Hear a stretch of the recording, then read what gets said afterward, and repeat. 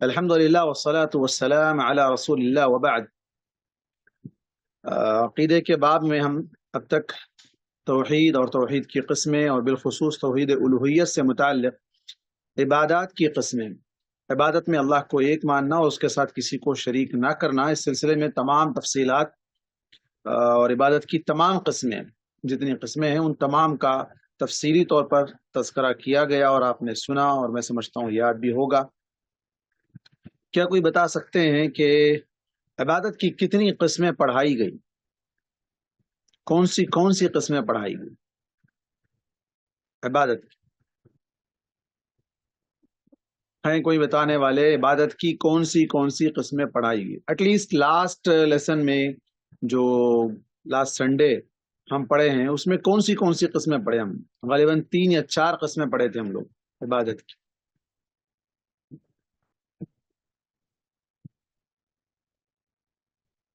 نہیں ہے کوئی بتانے والے؟ کتنے لوگ آئے ہیں آج؟ بس 8۔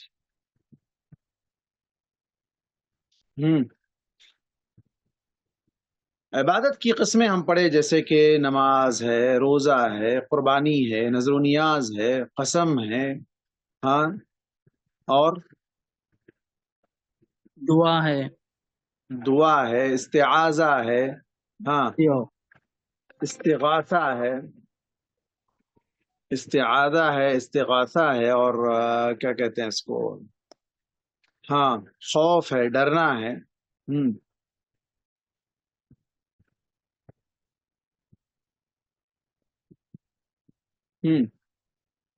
اور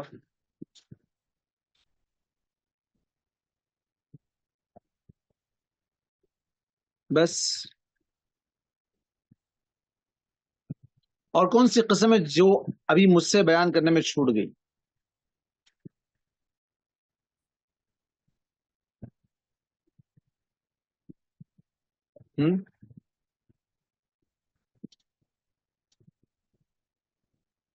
کعبۃ اللہ کو خالی دیکھتے بیٹھنا بھی ایک عبادت ہے نا؟ خالی کیا کیا کیا؟ کس کو دیکھتے بیٹھنا؟ کعبۃ اللہ، ارے باپ رے، عبادت ہے؟ کعبۃ اللہ کو دیکھتے بیٹھنا عبادت ہے کیا جی؟ کس نے کہا؟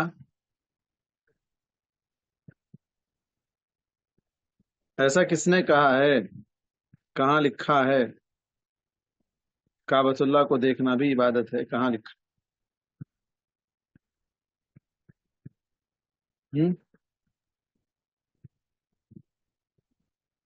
ایسا تو شاید نہیں ہے، اللہ یہ کہ اگر ویسا دیکھتے بیٹھ جانے کا حکم ہوتا تو لوگ نماز چھوڑ دیتے، اور آج کل تو آن لائن ہو گیا، لائیو ٹیلی کاسٹ ہو رہا ہے، یہیں سے بیٹھ کے دیکھ لیتے، بھائی نماز کیا پڑھوں، میں کعبے کو دیکھ رہا ہوں نا۔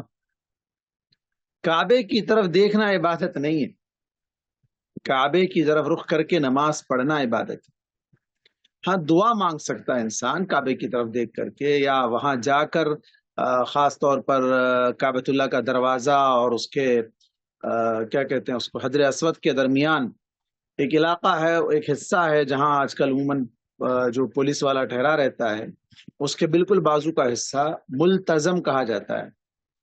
وہاں اللہ کے نبی صلی اللہ علیہ وسلم اپنے سینے کو اس پتھر پر لگا کر، کعبۃ اللہ کی دیوار کے پتھر پر چمٹ کر اس سے جو نا آپ نے دعا کی تھی، تو دعا کرنا ثابت ہے۔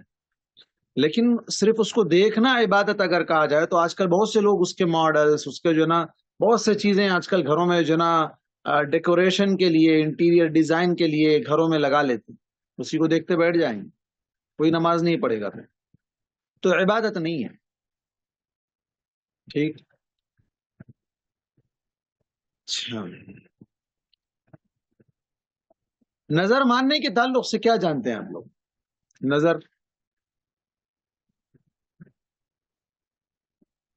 نظر ماننا کس کو کہتے ہیں، اور کیا اسلام میں اس کی کس حد تک گنجائش ہے؟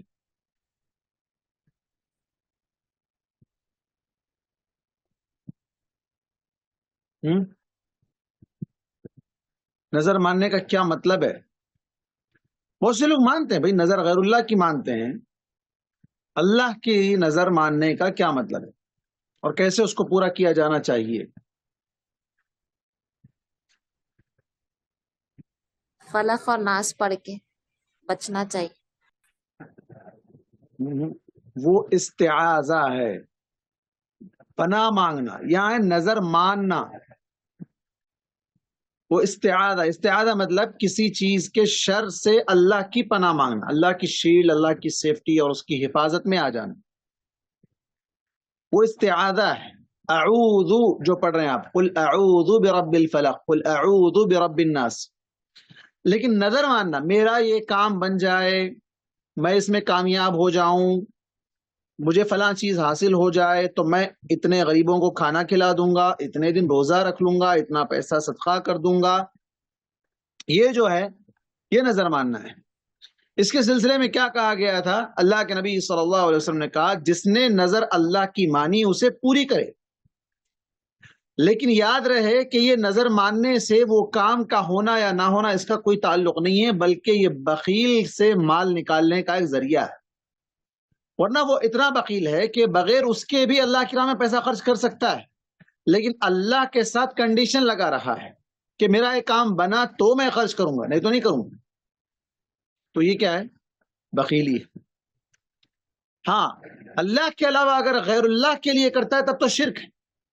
اللہ کے اسی لیے کہا گیا اگر کوئی اللہ کے لیے نظر مانے تو اس کو پورا کرے. اور وہ جس کی استطاعت رکھتا ہے، طاقت رکھتا ہے. کوئی شخص نظر مان لیا کہ میں پیدل جا کے حج کروں گا، ہاں، تو یہ جس کی استطاعت نہیں ہے وہ کر نہیں سکتا ہے، اور ایسے کاموں کو اپنے آپ پر بوجھ بنا کر ڈال لیتا ہے اور کہا کہ نہیں میں نظر مانا ہے، مجھے پوری کرنا ہے، تو اسے اس نظر کو توڑ کر اس کا کفارہ ادا کر دینا چاہیے.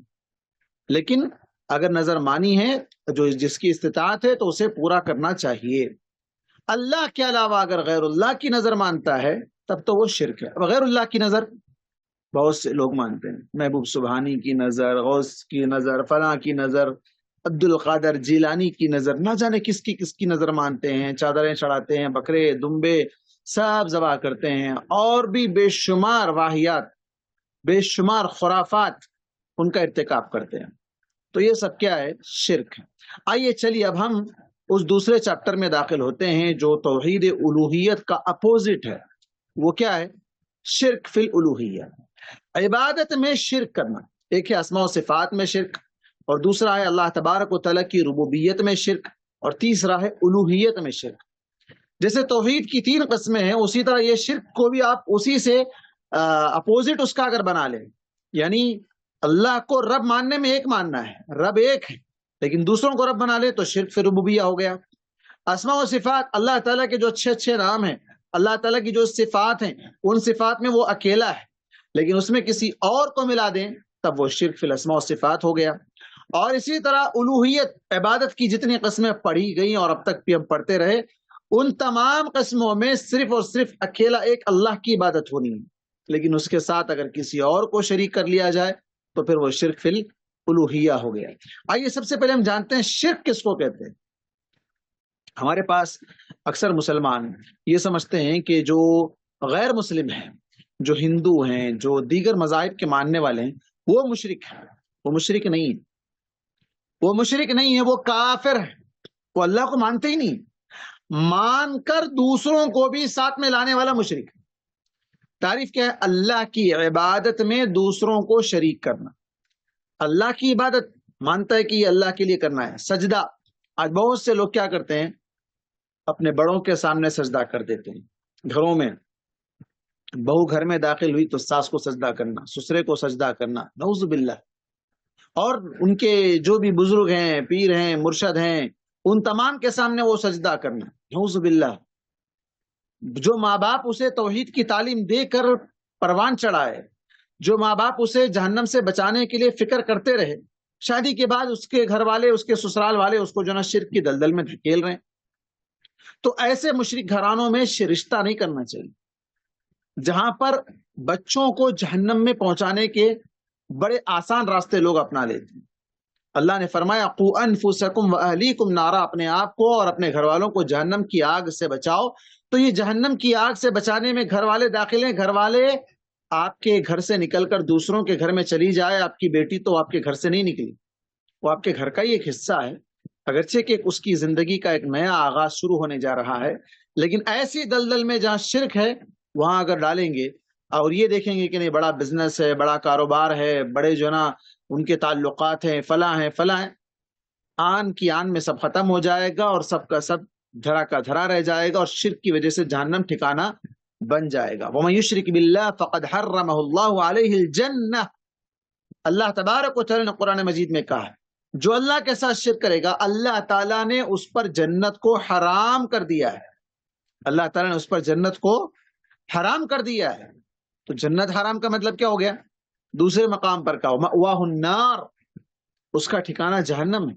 دنیا میں تھوڑی دن کی اس لائف کے لیے، اس کے معمولی جو ہے نا وقتیہ آرام کے لیے اگر یہ دیکھیں گے کہ یہاں تو بچی سکھ سے رہے گی، چلو اٹھا کے دے دو، یہ مت دیکھو رشتے کے معاملے میں تو مسلک کو بات کرو ہی مت، یہ سب نہیں پوچھنا، جب بس ہو رہا ہے ہو جانے دو، اب اس کے بعد کہاں جائے وہ کہاں جائے، جہاں جانا چاہے جائے، جیسے چاہے وہ رہے، اس کی زندگی اس کو چھوڑ دو خلاص۔ نہیں، ایسا نہیں ہے۔ وَأَنفُسَكُمْ وَأَهْلِيكُمْ نَارًا، اللہ تعالیٰ پوچھنے والا ہے۔ توحید کی ضد شرک ہے، اور توحید اپنانے والوں کو، موحدین کو، اللہ تبارک و تعالیٰ ان کے گناہوں کو معاف کر سکتا ہے، لیکن شرک کو اللہ تعالیٰ کبھی معاف نہیں کر سکتا ہے۔ اللہ نے اسی لیے اس کو کہا سب سے بڑا گناہ، ان الشرک لظلم عظیم، سورہ لقمان کی آیت ہے۔ لقمان علیہ السلام جن کے بارے میں دو قول ہے کہ وہ ایک نبی تھے، یا دوسرا قول یہ ہے کہ وہ ایک صالح بندہ، ایک اللہ کا عبادت گزار بندہ تھا، جو بھی اپنے بیٹے کو نصیحت کرتے انہوں نے کہا بیٹے یاد رکھو شرک بہت بڑا ظلم ہے، ان الشرک لظلم عظیم، شرک بہت بڑا ظلم ہے، اللہ کے ساتھ دوسروں کو شریک کرو گے تو ٹھکانہ جہنم ہے۔ اللہ کے نبی صلی اللہ علیہ وسلم نے بھی اس سلسلے میں کہا اکبر الکبائر الاشراک باللہ، سب سے بڑا گناہ، کائنات کا سب سے بڑا گناہ کیا ہے؟ اللہ کے ساتھ شریک کرنا۔ اللہ کے ساتھ شریک کہاں کہاں کیا جاتا ہے، کیسے کیسے کیا جاتا ہے، وہ ساری تفصیل آگے آئے گی۔ رسول اللہ صلی اللہ علیہ وسلم نے ایک اور مقام پر کہا کہ ان تجعل للہ ندا وهو خلقک، اللہ کے برابر کسی اور کو بنا دو، دوسرے کو اس کا برابر، اس کا ایکول، حالانکہ اللہ نے پیدا کیا ہے، اللہ نے پیدا کیا، اللہ کو چھوڑ کر دوسروں کو اس کا ایکول کر دو، اس کے برابر ٹھہرا دو، تو کیا ہے یہ؟ شرک، اور سب سے بڑا گناہ ہے، کبیرہ گناہ ہے۔ اور دیگر کبائر معاف ہو سکتے ہیں، دیگر کبائر اللہ تعالیٰ چاہے تو معاف کر سکتا ہے، قتل ہے، چوری ہے، زنا ہے، یہ سارے گناہ اپنی جگہ بہت بڑے بڑے گناہ ہیں، ان کے بارے میں وعیدیں آئی ہیں، جہنم کی وعیدیں آئی ہیں، سزا کا جو نا سزا کا مستحق قرار دیا گیا ہے، لیکن وہ اللہ چاہے تو معاف ہو سکتے ہیں۔ ما دون ذلک، اللہ نے کہا جو اس کے علاوہ ہیں یغفر، اللہ چاہے تو معاف کر سکتا ہے، لیمن یشاء، جس بندے کے لیے چاہے، لیکن شرک نہیں معاف کرے گا۔ ان اللہ لا یغفر ان یشرک بہ، اللہ کے ساتھ اگر شرک کرے اللہ تعالیٰ کبھی معاف نہیں کرے گا۔ ایک اور مقام پر اللہ تبارک و تعالیٰ نے فرمایا لا تجعل مع اللہ الہا آخر فتقعد مذموما مخذولا، اللہ کے ساتھ کسی کو معبود نہ بناؤ، عبادت کا حقدار نہ بناؤ، عبادت خالص اللہ کی کرنی ہے۔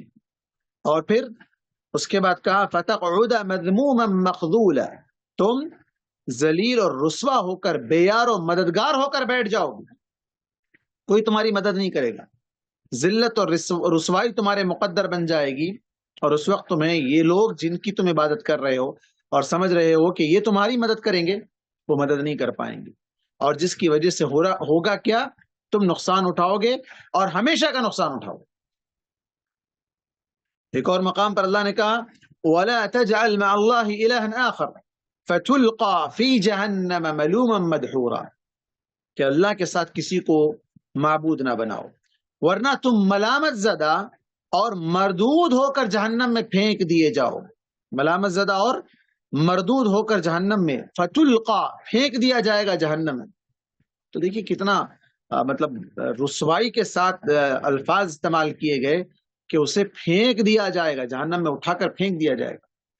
اور ایک اور مقام پر اللہ تبارک و تعالیٰ نے بچنے کے لیے کہا فَلَا تَجْعَلُوا لِلَّهِ أَنْدَادًا وَأَنْتُمْ تَعْلَمُونَ، اللہ کے برابر کسی کو مت بناؤ، حالانکہ تم جانتے ہو، کیا جانتے ہو؟ کہ اللہ اکیلا ہے، اللہ بنانے والا ہے، اس کے ساتھ کوئی اس کا شریک نہیں ہے، کوئی حصہ دار نہیں ہے۔ ندن یہ انداد کی جمع ہے، قرآن مجید میں جس سے کہ ابھی 2 جگہ استعمال ہوا ہے، فلا تجعلوا للہ اندادا، اور اللہ کے نبی صلی اللہ علیہ وسلم نے جس سے کہا وان تجعل للہ ندن، یہاں پر واحد آیا ہے اور قرآن میں اس کی جمع آئی ہے۔ مطلب یہ ہوا کہ ند کہتے ہیں ایکول کو، برابر کو، ہمسر کو۔ اللہ جو کہ اکیلا ہے عبادت میں، ہر چیز میں، اس کے برابر کوئی نہیں ہے، اس کے جیسا جب کوئی نہیں ہے تو اس کے برابر کیسے ہوگا؟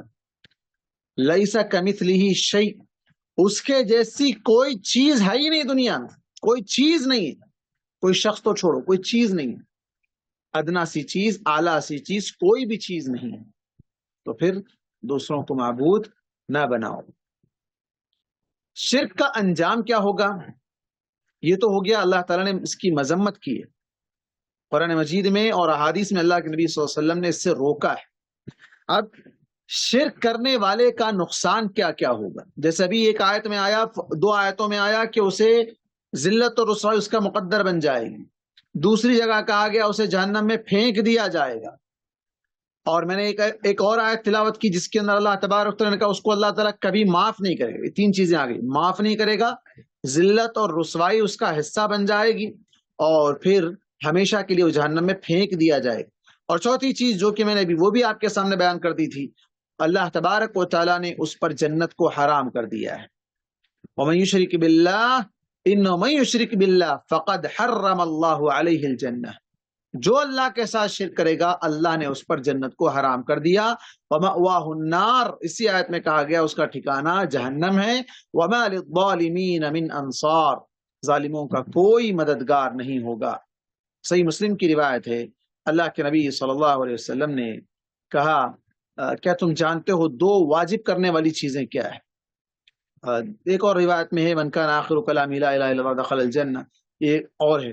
یہاں کا واجب کرنے والی چیزیں، واجب یعنی وہ عمل جس کی وجہ سے اس کے حق میں جنت واجب ہو جائے گی، یا وہ عمل جس کی وجہ سے اس کے حق میں جہنم واجب ہو جائے گی۔ کیا ہے؟ من مات لا یشرک باللہ شیئا دخل الجنہ، مر گیا یعنی زندگی پوری اس حال میں گزارا تھا کہ اس نے کبھی شرک نہیں کیا، مر گیا لا یشرک باللہ شیئا، کبھی اس نے اللہ کے ساتھ شرک نہیں کیا، دخل الجنہ، جنت میں جائے گا۔ اب کب جائے گا یہ الگ مسئلہ ہے، پہلے ہی مرحلے میں چلا جائے گا، یا یہ کہ اللہ تبارک و تعالیٰ اسے اس کے گناہوں کی جھوٹ اور دھوکہ یا فریب یا چوری، ملاوٹ، جتنے بھی دیگر کبائر ہیں، ان تمام کبائر کی سزا چاہے تو دے گا، چاہے تو نہیں دے گا۔ نہیں دے گا تو ڈائریکٹ جنت میں داخل کر دے گا، اگر دے گا تو اس کی سزا پانے کے بعد اللہ تعالیٰ اسے جنت میں ضرور داخل کر دے گا، اس لیے کہ اس نے کبھی شرک نہیں کیا تھا، اس نے کبھی شرک نہیں کیا تھا۔ اور پھر اس کے بعد دوسری کیا چیز ہے؟ وَمَن مَاتَ يُشْرِكُ بِاللَّهِ شَيْئًا دَخَلَ النَّارَ، جو اس حال میں مرا کہ اس کا زندگی بھر کا معاملہ یہ تھا کہ وہ اللہ کے ساتھ شرک کرتا تھا، یشرک باللہ شیئا، اللہ کے ساتھ کسی بھی چیز کو، شیئن کا کوئی بھی چیز، ادنا ہو اعلیٰ ہو، چھوٹی ہو بڑی ہو، کوئی بھی چیز جسے وہ شرک کر رہا تھا، دخل النار، اس کا ٹھکانہ جہنم میں ہوگا، وہ جہنم میں جائے گا۔ صحیح مسلم کی روایت ہے۔ تو اس حدیث میں آپ صلی اللہ علیہ وسلم نے واضح کر دیا ایک ہی جملے میں، شرک کرنے والا جہنم میں، شرک نہ کرنے والا جنت میں، بس بات ختم۔ اب شرک کہاں کہاں کیا جاتا ہے؟ اور جیسے عموماً اس کی 2 قسمیں بتائی جاتی ہیں، شرک اکبر اور شرک اصغر۔ شرک اکبر جس سے انسان اسلام سے خارج ہو جاتا ہے اور توبہ کیے بغیر اگر مر گیا تو اس پر جنت حرام ہے۔ شرک اکبر کرنے سے جنت حرام ہے، کھلم کھلا۔ عبادت کی جو قسم ہے وہ غیر اللہ کے لیے کرے، غیر اللہ کے لیے کرے۔ شرک اصغر اللہ کے لیے ہی کرے لیکن دکھائے دوسروں، جسے کیا کہا جاتا ہے؟ ریاکاری، شو آف، دکھاوا۔ تو وہ کیا ہے؟ جیسے مثال کے طور پر آدمی نماز پڑھ رہا ہے، نماز تو غیر اللہ کے لیے نہیں پڑھ رہا ہے، مسجد میں پڑھ رہا ہے، وہاں کوئی دوسرا بھی نہیں ہے، اللہ ہی کے لیے پڑھ رہا ہے، لیکن دکھا رہا ہے کسی اور کو کہ دیکھو میں نماز پڑھ رہا ہوں. دوسروں کو دکھانے کے لیے نماز پڑھنا، یہ کیا ہو گیا؟ شرک اصغر. صدقہ کر رہا ہے، پیسہ نکال کر دے رہا ہے کسی کو، کیا سمجھ کر دے رہا ہے؟ دیکھ رہا ہے کوئی، ہاں کتنا بڑا سخی ہے، کتنا بڑا جواد ہے، یہ کسی کی مدد کر رہا ہے، ہیلپ کر رہا ہے کسی کی، لیکن بتا کر رہا ہے کسی کو، تو یہ کیا ہو گیا؟ شرک اصغر.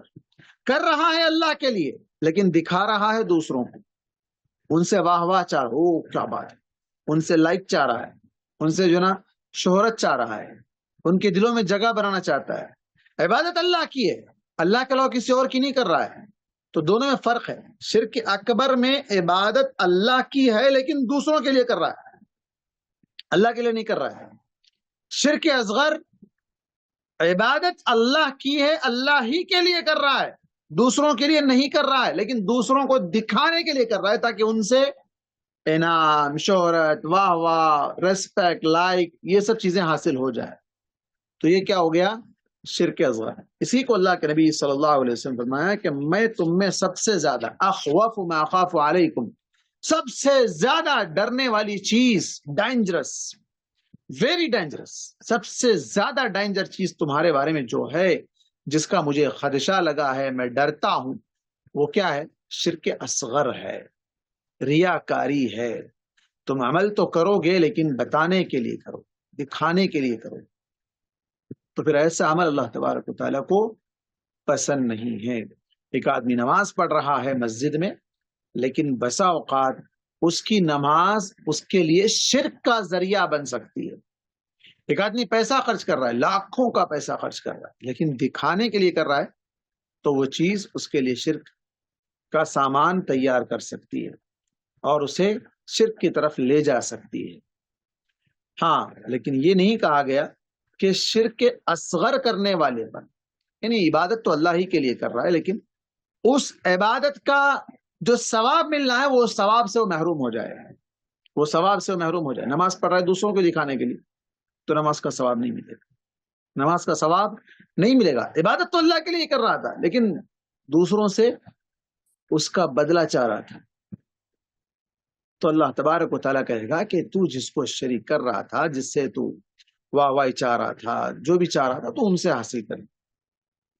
جیسے وہ 3 مشہور لوگوں کا واقعہ ہے، عالم اور اللہ کی راہ میں مال خرچ کرنے والا سخی، تیسرا اللہ کی راہ میں اپنی جان لٹا دینے والا شہید.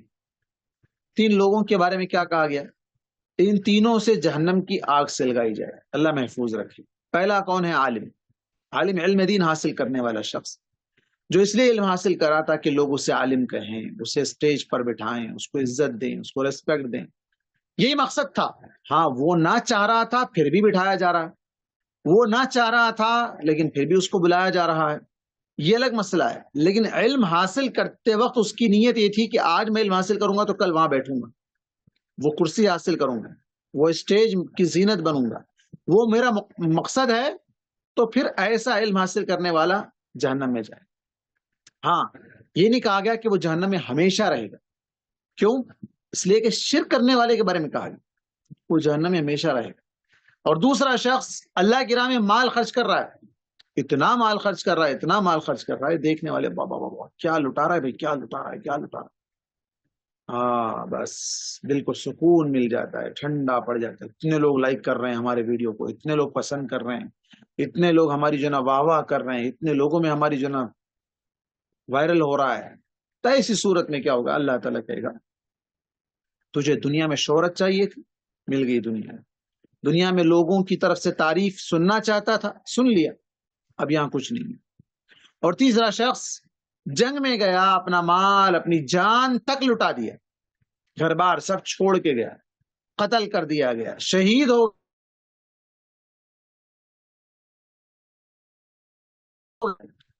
وہ شخص قتل ہونے سے پہلے اپنے کرتب دکھا رہا تھا، لوگ مجھے او ہو کیا بہادر ہے، کیا لڑ رہا ہے، کیا مار رہا ہے، ہوتے ہوتے مر بھی گیا، دیکھو کیا خطرناک جو نا جنگ لڑا ہے، یہاں تک کہ لڑتے لڑتے شہید ہو گیا ہے. دل کی نیت اللہ جانتا ہے، دل کی نیت اللہ تعالیٰ جانتا ہے دلوں کے حال کو، اللہ تعالیٰ اچھی طرح بخوبی واقف ہے۔ اگر اللہ تعالیٰ جان لیا کہ اس شخص کے دل میں یہ نہیں تھا کہ یہ اسلام کے کلمے کو بلند کرے، بلکہ اس کا نام بلند ہو، اس کا چرچا ہو، اس کی شہرت ہو، اس کو ریسپیکٹ ملے، اس کو واہ واہی ملے، اس کو لوگ لائک کریں، دنیا میں اللہ تعالیٰ دے دے، آخرت میں اس کے لیے کوئی بدلہ نہیں، اس کا ٹھکانہ سیدھا جہنم میں ہوگا۔ ان تین لوگوں کے بارے میں جو بات عمومی ہے وہ کیا ہے؟ ریاکاری، شرک اصغر، جہنم میں جا رہے ہیں۔ اللہ سے اگر یہ لوگ مرنے سے پہلے معافی مانگ لے، اللہ معاف کر سکتا ہے، بلکہ شرک اکبر کو بھی اللہ معاف کر سکتا ہے۔ کب؟ جب انسان زندگی میں موت سے پہلے، موت سامنے کھڑی ہے، فرشتے آ چکے ہیں، اس وقت وہ توبہ کرنا چاہتا ہے، تب وہ قبول نہیں۔ وَلِلَّذِينَ يَمُوتُونَ وَهُمْ كُفَّارٌ وَلَيْسَتِ التَّوْبَةُ لِلَّذِينَ يَعْمَلُونَ السَّيِّئَاتِ حَتَّى إِذَا جَاءَ أَحَدَهُمُ الْمَوْتُ قَالَ إِنِّي تُبْتُ الْآنَ۔ موت سامنے کھڑی ہے تب کہہ رہا انی تبت الآن، اب میں توبہ کرنا چاہتا ہوں۔ ولیست التوبہ، اب یہ توبہ کا وقت نہیں۔ تو توبہ کا وقت ختم ہونے سے پہلے، توبہ کا وقت ختم ہونے سے پہلے، اس کا دروازہ بند ہونے سے پہلے، اگر شرک اکبر کرنے والا شخص بھی زندگی میں سچی توبہ کر کے شرک کو چھوڑ دے اور توحید پر عمل کرنے لگ جائے، توبہ کرتے ہی اگر مر جائے تب بھی اللہ تعالیٰ معاف کرے۔ موت کو دیکھ کر توبہ نہیں کیا، موت آنے سے پہلے توبہ کر لیا، اس کے بعد اس کو موت آ گئی، حادثے میں مر گیا، کچھ بھی ہو گیا، تو ایسا شخص جنت میں جائے گا۔ دلیل، اللہ کے نبی صلی اللہ علیہ وسلم کے دور میں جنگ کے موقع پر ایک شخص مسلمان ہوا، جنگ میں گیا، شہید ہو گیا، ایک بھی سجدہ نہیں کیا، ایک نماز نہیں پڑھا اس نے۔ نماز بھی اس کو نماز کیوں نہیں پڑھا؟ اس لیے کہ موقع نہیں ملا، وقت نہیں آیا نماز کا۔ ایک نماز ختم ہوئی، وہ مسلمان ہوا، جنگ کا وقت چل رہا ہے، جنگ میں شریک ہوا، دوسری نماز کے آنے سے پہلے، اس کی اذان ہونے سے پہلے وہ شہید ہو گیا، اسے موقع ہی نہیں ملا نماز پڑھنے کا۔ اللہ کے نبی صلی اللہ علیہ وسلم فرمایا اس نے اللہ کے لیے ایک سجدہ بھی نہیں کیا، لیکن جنت کا حقدار بن گیا۔ کیوں؟ سچی توبہ کی اور توحید پر عمل کرنے اور اسلام کے کلمے کو بلند کرنے کے لیے نکل پڑا، اپنے نام کے لیے نہیں، اپنی شہرت کے لیے، تو اس کا ٹھکانہ کیا ہے؟ جنت بنا دیا گیا، اس کو جنت کی خوشخبری سنا دی گئی۔ اس سلسلے میں کسی کا کوئی سوال نہیں ہے؟ چلے ٹھیک ہے۔ اس کے بعد ہمارے پاس دوسرا سبجیکٹ ہے شرح احادیث کا، جس میں ریاض الصالحین کی شرح چل رہی تھی، جی السلام علیکم صاحب، اور جس میں ایک سوال ہے میرا۔ جی بولیے۔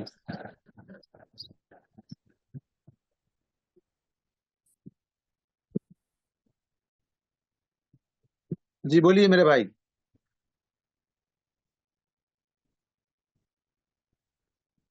کون پوچھ رہے تھے؟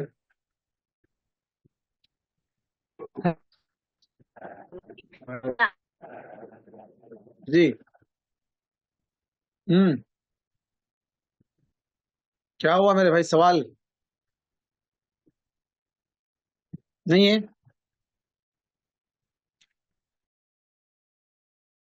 کے سلسلے میں ظالم کے حق میں جو وعیدیں آئی ہیں اور ظلم کی حرمت اور مظالم کے رد کا بیان جو کیا گیا ہے، اس سلسلے میں گزشتہ ایک حدیث گزری ہے۔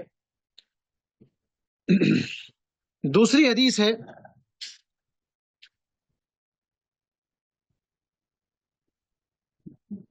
عن ابي هريره رضي الله عنه ان رسول الله صلى الله عليه وسلم قال لتؤدن الحقوق الى اهلها يوم القيامه حتى يقاد للشاة الجلحاء من الشاة القرناء، رواه مسلم۔ ابو ہریرہ رضی اللہ عنہ سے روایت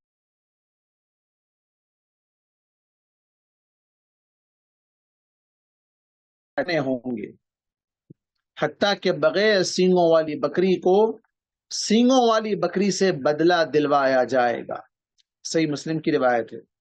یہ بات بھی گزشتہ درس میں گزر چکی تھی کہ اللہ تبارک و تعالی بندوں پر ظلم نہیں کرتا، انصاف کرنا چاہتا ہے، اور اگر بندے ہی بندوں پر ظلم کر دیں تو اللہ تعالیٰ ضرور انہیں انصاف دلائے گا، یہاں تک کہ جانوروں کے درمیان جب انصاف ہو سکتا ہے، اللہ تبارک و تعالیٰ جانوروں کے درمیان جب انصاف کروا سکتا ہے تو انسانوں کے درمیان بھی اللہ تعالیٰ انصاف ضرور کرے گا۔ اور اس کی ایک مثال یہاں پر دی گئی، مثال ہی نہیں بلکہ حقیقت بھی ہے یہ، کہ دنیا میں آپ دیکھتے ہیں بعض جانوروں کو اللہ تعالیٰ بہت طاقتور بناتا ہے، میں کچھ دوسرے جانور ہوتے ہیں جو اتنے طاقتور نہیں ہوتے ہیں، جیسے کہ یہاں بکریوں کی ایک مثال دی گئی کہ بعض بکریاں جنہیں اللہ تعالیٰ بڑی بڑی سینگیں دیتا ہے، اور دوسری چھوٹی بکری یا جو ہے کہ بڑی تو ہے لیکن اس کے پاس سینگ نہیں ہے، بے سینگ بکریاں بھی آپ دیکھتے ہیں۔ اکثر لوگ قربانی کے موقع پر ہم سے سوال کرتے ہیں کہ اس بکری کو یا بکرے کو، دمبے کو سینگ ہی نہیں ہے تو قربانی ہوگی یا نہیں ہوگی؟ حدیث خود بتاتی ہے کہ بغیر سینگ والی بکری دنیا میں ہوگی تو اس کی قربانی بھی ہوگی۔ سینگ اگر اس کی ٹوٹ گئی لڑتے لڑتے یا کسی چیز میں پھنس کر، تب ایسی صورت میں اس سے بچنا چاہیے قربانی کے لیے۔ تو بے سینگ والی بکری کو اگر دنیا میں سینگ والی بکری نے مارا ہے، اور سینگ کا مار بڑا خطرناک ہوتا ہے، اور وہ لوگ دیکھیں آپ کتنا زور سے مارتے ہیں، پوری پاور سے، بسا اوقات زخمی ہو جاتے ہیں، پیٹ پھٹ جاتے ہیں اس سے ان لوگوں کے آپس میں ایک دوسرے کے۔ بلکہ آج کل تو بعض ایسے ویڈیوز دیکھنے میں آ رہے ہیں جہاں پر بکریاں، گائے، بیل وغیرہ یہ سب کیا کر رہے ہیں، انسانوں کو پٹک پٹک کر مار رہے ہیں، سینگوں سے مار رہے ہیں، کھندل رہے ہیں۔ اللہ محفوظ رکھے، پتہ نہیں کیا شیطانی حملہ ہوتا ہے یا کیا ہوتا ہے، جہاں چھوٹے چھوٹے معصوم بچوں کو بھی بسا اوقات جنا اس کا شکار بنایا جاتا ہے، اور بڑی بے دردی کے ساتھ کچل کچل کر مارتے ہیں۔ اللہ محفوظ رکھے۔ تو اللہ تبارک و تعالیٰ نے کہا کہ اس طرح سینگ والی بکری اگر بے سینگ والی بکری کو مارے، اللہ تعالیٰ ضرور اسے انصاف دلائے گا۔ انصاف کیسے دلائے گا؟ یعنی اللہ تعالیٰ اسے بھی سینگ دے گا اور اسے بھی بدلہ لینے کا اسے حق دے گا۔ لیکن اب انسان نے دنیا میں ظلم کیا ہے۔ انسان نے کیسے ظلم کیا ہے؟ کسی کو گالی دی ہے تو یہ نہیں کہا جائے گا کہ تو بھی گالی دے دے برابر ہو جائے گا۔ کسی کو مارا، یہ نہیں کہا جائے گا کہ چل تو بھی مار دے برابر ہو جائے گا۔ کسی نے زمین لے لی، اب تو اس سے زمین لے لے واپس برابر ہو جائے گا۔ وہاں تو زمین بھی نہیں ہوگی، مال بھی نہیں ہوگا، پیسہ بھی نہیں ہوگا، کچھ نہیں ہوگا، تو پھر کیسے بدلہ برابر ہوگا؟ انصاف کیسے ہو سکتا ہے؟ وہ حدیث ہم نے سنائی تھی اس سے قبل، امت کا مفلس۔ مفلس کون؟ جس کے پاس درہم و دینار نہیں، بلکہ اللہ کے نبی صلی اللہ علیہ وسلم نے کہا وہ آدمی امت کا مفلس ہے جو بڑی بڑی نیکیاں تو لے کر گیا ہے، لیکن کسی کو مارا ہے، کسی کو ستایا ہے، کسی پر ظلم کیا ہے، کسی کو نقصان پہنچایا ہے۔ اب ہوگا کیا؟ اس کا ٹھکانہ آخر میں جہنم بنے گا۔ کیسے؟ اس کی نیکیاں اٹھا کر دوسروں کے کھاتے میں ڈال دی جا رہی، جس کو مارا، جس کو گالی دیا، جس کو برا بھلا بولا، جس کو ٹارچر کیا، جس کو ستایا، وہ سب اس کے کھاتے میں جا رہا ہے۔ اور پھر جب اس کے پاس اس کی نیکیاں ختم ہو گئی، اب دینے کے لیے نیکیاں نہیں ہیں، تو اللہ تعالیٰ اس کے گناہ اٹھا کر اس کے کھاتے میں ڈال دے، اور یہ گناہوں کے بوجھ سے دب جائے گا اور سیدھا اس کا ٹھکانہ جہنم بن جائے گا۔ تو اس طرح اللہ تعالیٰ انصاف کروائے گا۔ دنیا میں وہ طاقتور تھا، وہاں وہ ذلیل ہو رہا ہے۔ اللہ محفوظ رکھے۔ ایسے بہت سے لوگ ہیں جو دنیا میں ایک دوسرے پر ظلم کرتے ہیں، اور بالخصوص جس کی زبان کا پاور، جس کی جو ہے نا کیا کہیں طاقت، یا جو ہے نا مختلف چیزیں ہیں جس کے ذریعے سے لوگ ایک دوسرے پر ظلم کرتے ہیں، اور یہ سمجھتے ہیں کہ ہم سے فی الوقت بڑا کون، طاقتور کون؟ اللہ تعالیٰ بڑا ہے، طاقتور ہے، اور وہی اللہ تبارک و تعالیٰ ہے جو اس مظلوم کی بددعا ڈائریکٹ سنتا ہے اور فی الفور یا بعد میں اس ظالم سے ضرور بدلہ لینے پر قادر ہے۔ اس کے بعد ایک طویل حدیث ہے، حضرت عبداللہ بن عمر رضی اللہ عنہ سے روایت ہے، كنا نتحدث عن حجۃ الوداع، ہم اللہ کے نبی صلی اللہ علیہ وسلم کے جو آخری حج آپ نے کیا تھا اس کے بارے میں بات کر رہے تھے۔ والنبی صلی اللہ علیہ وسلم بین اظہرنا، جبکہ خود ہمارے نبی ہمارے درمیان موجود تھے۔ ولا ندری ما حجۃ الوداع، اور ہمیں معلوم نہیں تھا کہ حجۃ الوداع کیا ہے۔ حتی حمد اللہ رسول اللہ صلی اللہ علیہ وسلم واثنى علیہ، یہاں تک کہ اللہ کے نبی اللہ کی تعریف کرنے لگے، اللہ کی بڑائی بیان کرنے لگے۔ ثم ذکر المسیح الدجال، پھر آپ نے مسیح دجال کے بارے میں ذکر کیا۔ فاطنب فی ذکری، اور تفصیل سے بتایا دجال کے سلسلے میں۔ ثم قال ما بعث اللہ من نبی الا انذرہ امتہ، اللہ تعالیٰ نے جتنے نبیوں کو دنیا میں بھیجا ہے ہر نبی نے اپنی امت کو اس دجال سے ڈرایا ہے. ہر نبی نے اپنی امت کو اس دجال سے ڈرایا ہے. انذرہ نوح والنبیون من بعدہ، نوح علیہ السلام نے ڈرایا، اور نوح علیہ السلام کے بعد جتنے بھی انبیاء آئے سب نے دجال سے اپنی قوم کو ڈرایا. وَإِنَّهُ إِن يَخْرُجَ فِيكُمْ فَمَا خَفِيَ عَلَيْكُمْ مِنْ شَأْنِهِ فَلَيْسَ يَخْفَى عَلَيْكُمْ.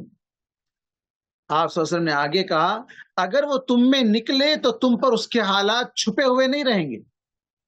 بلا شبہ تمہارا رب کانا نہیں ہے، جبکہ وہ دجال جیسا کہ آگے کہا ان ربکم لیس بأعور وإن أعور عین الیمنی، اس کی آنکھ، کانا مطلب ایک آنکھ بند ہو، ایک آنکھ پوری طرح ڈیلیٹ ہے ہی نہیں، ایک ہی آنکھ والا بنایا گیا ہو. ایک آنکھ کا جو نا وہ کانا ہے اور اللہ تبارک و تعالی کانا نہیں ہے.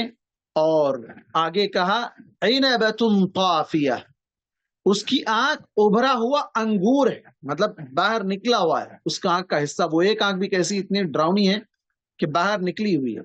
الا ان اللہ حرم علیکم دماءکم، آگے کہا سن لو اللہ تبارک و تعالیٰ نے تم پر تمہارے خون، واموالکم تمہارا مال حرام کر دیا ایک دوسرے پر. مطلب ایک دوسرے کا خون نہیں کرنا، ایک دوسرے کو قتل نہیں کرنا، ایک دوسرے کا مال نہیں چھیننا. کحرمت یومکم ھذا فی بلدکم ھذا فی شہرکم ھذا، اس دن کی حرمت جیسا حرام. کیسا حرام؟ حجۃ الوداع کے موقع پر آپ صلی اللہ علیہ وسلم کہہ رہے ہیں جو 10 ذی الحجہ کا دن ہے، حرمت والا دن، حرمت والی جگہ، حرمت والا مہینہ، ذی الحجہ کا مہینہ، اتنی بڑی حرمت. بالکل اسی طرح تمہارے آپس میں ایک دوسرے کی حرمت ہے. تم پر کوئی عزت، تمہاری عزتوں پر حملہ نہ کرے، تمہارا مال نہ لوٹے، تمہیں قتل نہ کرے. الا هل بلغت، پھر آگے کہا بھلا بتاؤ کیا میں نے تمہیں پہنچا دیا؟ قالوا نعم، کہاں سب کہیں گے کہ ہاں اللہ کا پیغام ہم کو پہنچا دیا. قال اللهم اشهد ثلاثا، پھر آپ صلی اللہ علیہ وسلم نے کہا اللہ تو گواہ رہ، اے اللہ تو گواہ رہنا، اے اللہ تو گواہ رہنا. اللہ کو گواہ بنا دیا 3 مرتبہ. وَيْلَكُمْ، پھر کہا تمہاری بربادی ہو، او وَيْحَكُمْ، یا تمہارے لیے ہلاکت ہو، افسوس ہو تم پر. انظروا، دیکھنا، لا ترجعوا بعدی کفارا یضرب بعضکم رقاب بعض، صحیح بخاری اور صحیح مسلم کی روایت ہے. میرے بعد کافر بن کر ایک دوسرے کی گردنیں نہ مارنا. مطلب قتل کرنے والا اللہ کے نبی صلی اللہ علیہ وسلم سے کیا کہہ رہے ہیں؟ کافر. جو ایک دوسرے کو مارے، مسلمان کو مسلمان مارے تو مارنے والے کو آپ صلی اللہ علیہ وسلم کیا کہہ رہے ہیں؟ کافر کہہ رہے ہیں. کیوں؟ اس لیے کہ وہ اپنے دوسرے مسلمان کو مار رہا ہے. کیا سمجھ کر مار رہا ہے؟ کیوں مار رہا ہے اس کو؟ کیوں قتل کر رہا ہے اس پر؟ کیوں ظلم کر رہا ہے اس پر؟ جبکہ وہ مسلمان ہے، اس کا خون حرام ہے، خون بہانا حرام ہے، قتل کرنا حرام ہے. کیوں قتل کر رہا ہے اس کو؟ اس کا مطلب یہ ہوا کہ وہ اسے کافر سمجھ رہا ہے، کیونکہ کافر کا خون حلال ہے. اور وہ بھی کب؟ کافر کا خون کب حلال ہے؟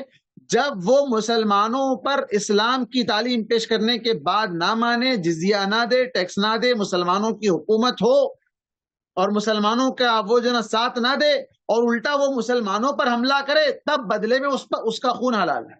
ایسے نہیں کہ جو بھی کافر دکھا چلو کافروں کا خون حلال ہے اس کو جو نا مار دو. ویڈیو ریکارڈ ہو رہا ہے، کہیں ایسا نہ ہو کہ لوگ اس کو الٹ پلٹ کر دیں. تو ہرگز یہ نہ سمجھا جائے. تو یہاں اگر کوئی شخص کسی مسلمان کو قتل کر رہا ہے تو اس کا مطلب یہ نہیں ہے کہ وہ کافر ہو گیا ہے، بلکہ مقتول کو جو نا کافر سمجھ کر قتل کر رہا ہے. تو مقتول کو اگر وہ کافر سمجھ رہا ہے تو قتل کرنے والا خود کافر ہو رہا ہے، اس لیے کہ ایک مسلمان کو کافر سمجھ رہا ہے اور اس پر ظلم بھی کر رہا ہے. بلکہ جان بوجھ کر کسی مسلمان کو قتل کرنے کے والے کے بارے میں آپ سے اللہ تبارک و تعالی نے قرآن مجید میں فرمایا وَمَن يَقْتُلْ مُؤْمِنًا مُتَعَمِّدًا فَجَزَاؤُهُ جَهَنَّمْ، جو کوئی مومن کو جان بوجھ کر قتل کرے. کہ یہ اب جان بوجھ کر قتل کہاں ہوتا ہے؟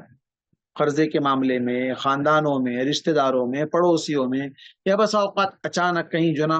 تو یہ جو دشمنیاں آپس میں پلتی ہیں اس میں کیا ہوتا ہے؟ قتل و غارت گری عام ہوتی ہے. وہاں نہ دین بیچ میں آتا ہے نہ کچھ، بس قتل کرنا ہے قتل کر دو، بس قتل کر. اور آج پورے معاشرے میں قتل عام ہوتا جا رہا ہے. اللہ کے نبی صلی اللہ علیہ وسلم جیسے کہا کہ قتل عام ہو جائے گا، ویسے ہی القتل القتل جیسے آپ نے کہا تھا وہی حال آج ہو چکا ہے. یہاں کہا کہ تم کافر مت بن جانا، کافر بن کر لوٹ نہ جانا. مطلب اگر تم کسی کو قتل کر رہے ہو تو تم کافر بن رہے ہو، اور ظلم کی سزا، اس ظلم کی سزا اللہ تعالیٰ دنیا میں بھی دے گا اور آخرت میں بھی ضرور اللہ تعالیٰ اس ظلم کا بدلہ دینے والا ہے. ظالم کو اس ظلم کی سزا ملنے والی. رسول اللہ صلی اللہ علیہ وسلم کی ایک اور حدیث حضرت عائشہ رضی اللہ عنہا سے روایت ہے، ان رسول اللہ صلی اللہ علیہ وسلم قال من ظلم قید شبر من الارض طوقه من 7 اراضین، متفق علیہ. صحیح بخاری اور صحیح مسلم کی روایت ہے. یہ تیسری حدیث ہے آج کے درس کی، جس میں اللہ کے نبی صلی اللہ علیہ وسلم نے فرمایا کہ جو کوئی شخص ایک بالشت برابر کسی کی زمین ناحق حاصل کر لے، قیامت کے دن اللہ تعالیٰ اس کے گلے میں 7 زمینوں کا طوق بنا کر ڈالے گا، کڑا بنا کر ڈالے گا.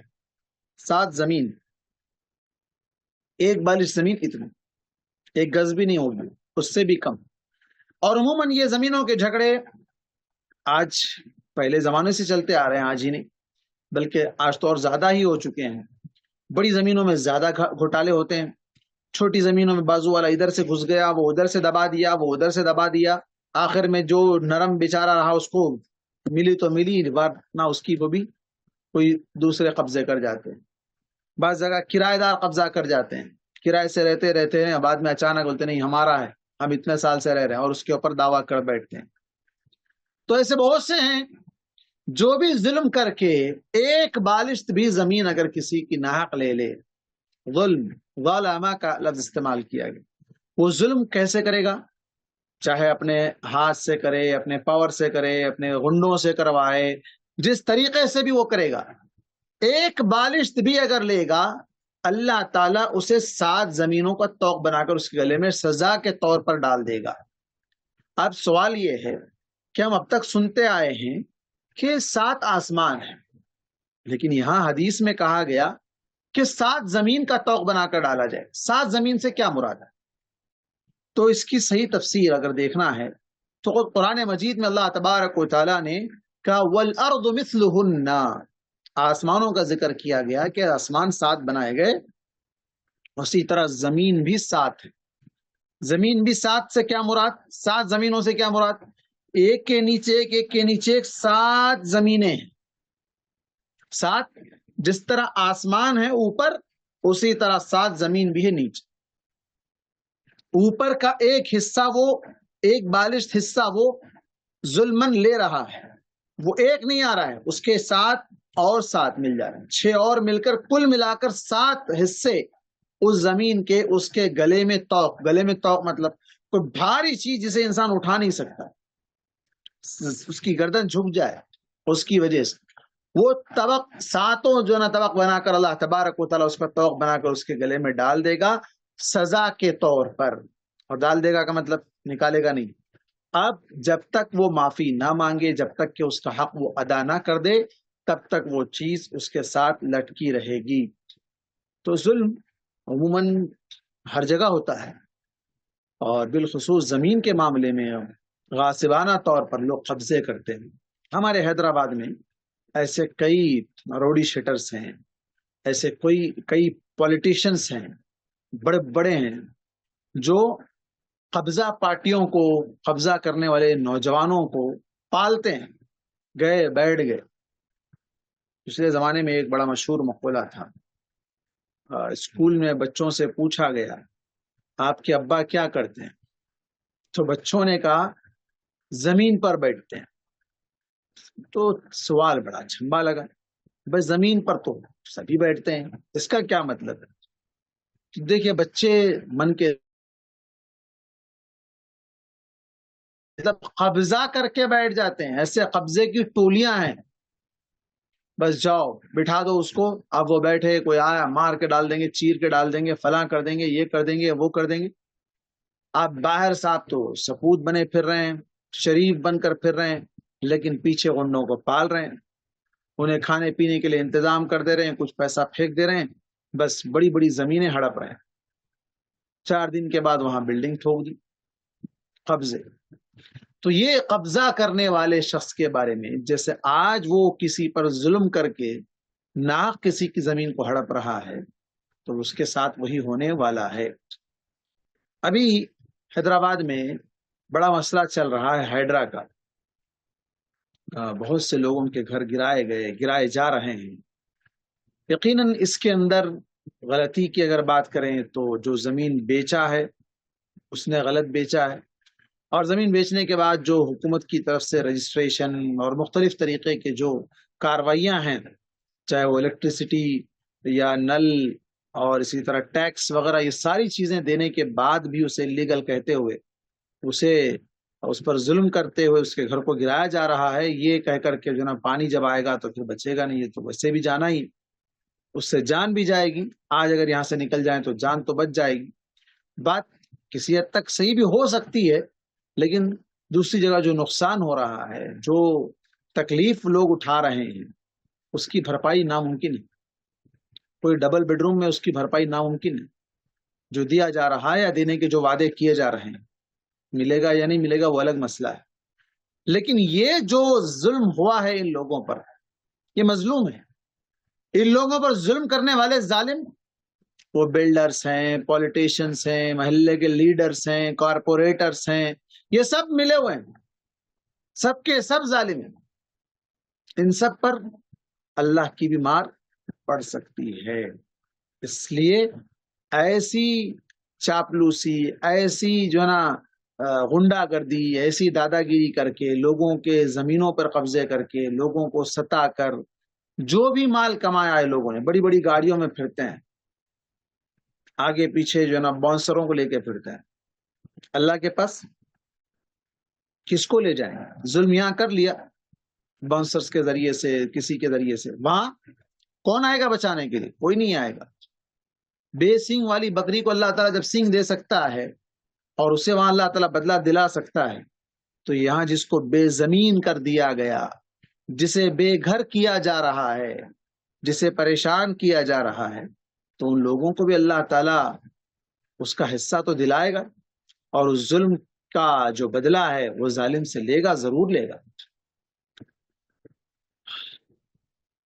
ایک اور حدیث ہے حضرت ابو موسیٰ اشعری رضی اللہ عنہ سے، وہ بیان کرتے ہیں، قال رسول اللہ صلی اللہ علیہ وسلم ان اللہ لا یملی للظالم فاذا اخذه لم يفلته ثم قرأ وكذلك اخذ ربك اذا اخذ القرى وهي ظالمة ان اخذه علیم شدید.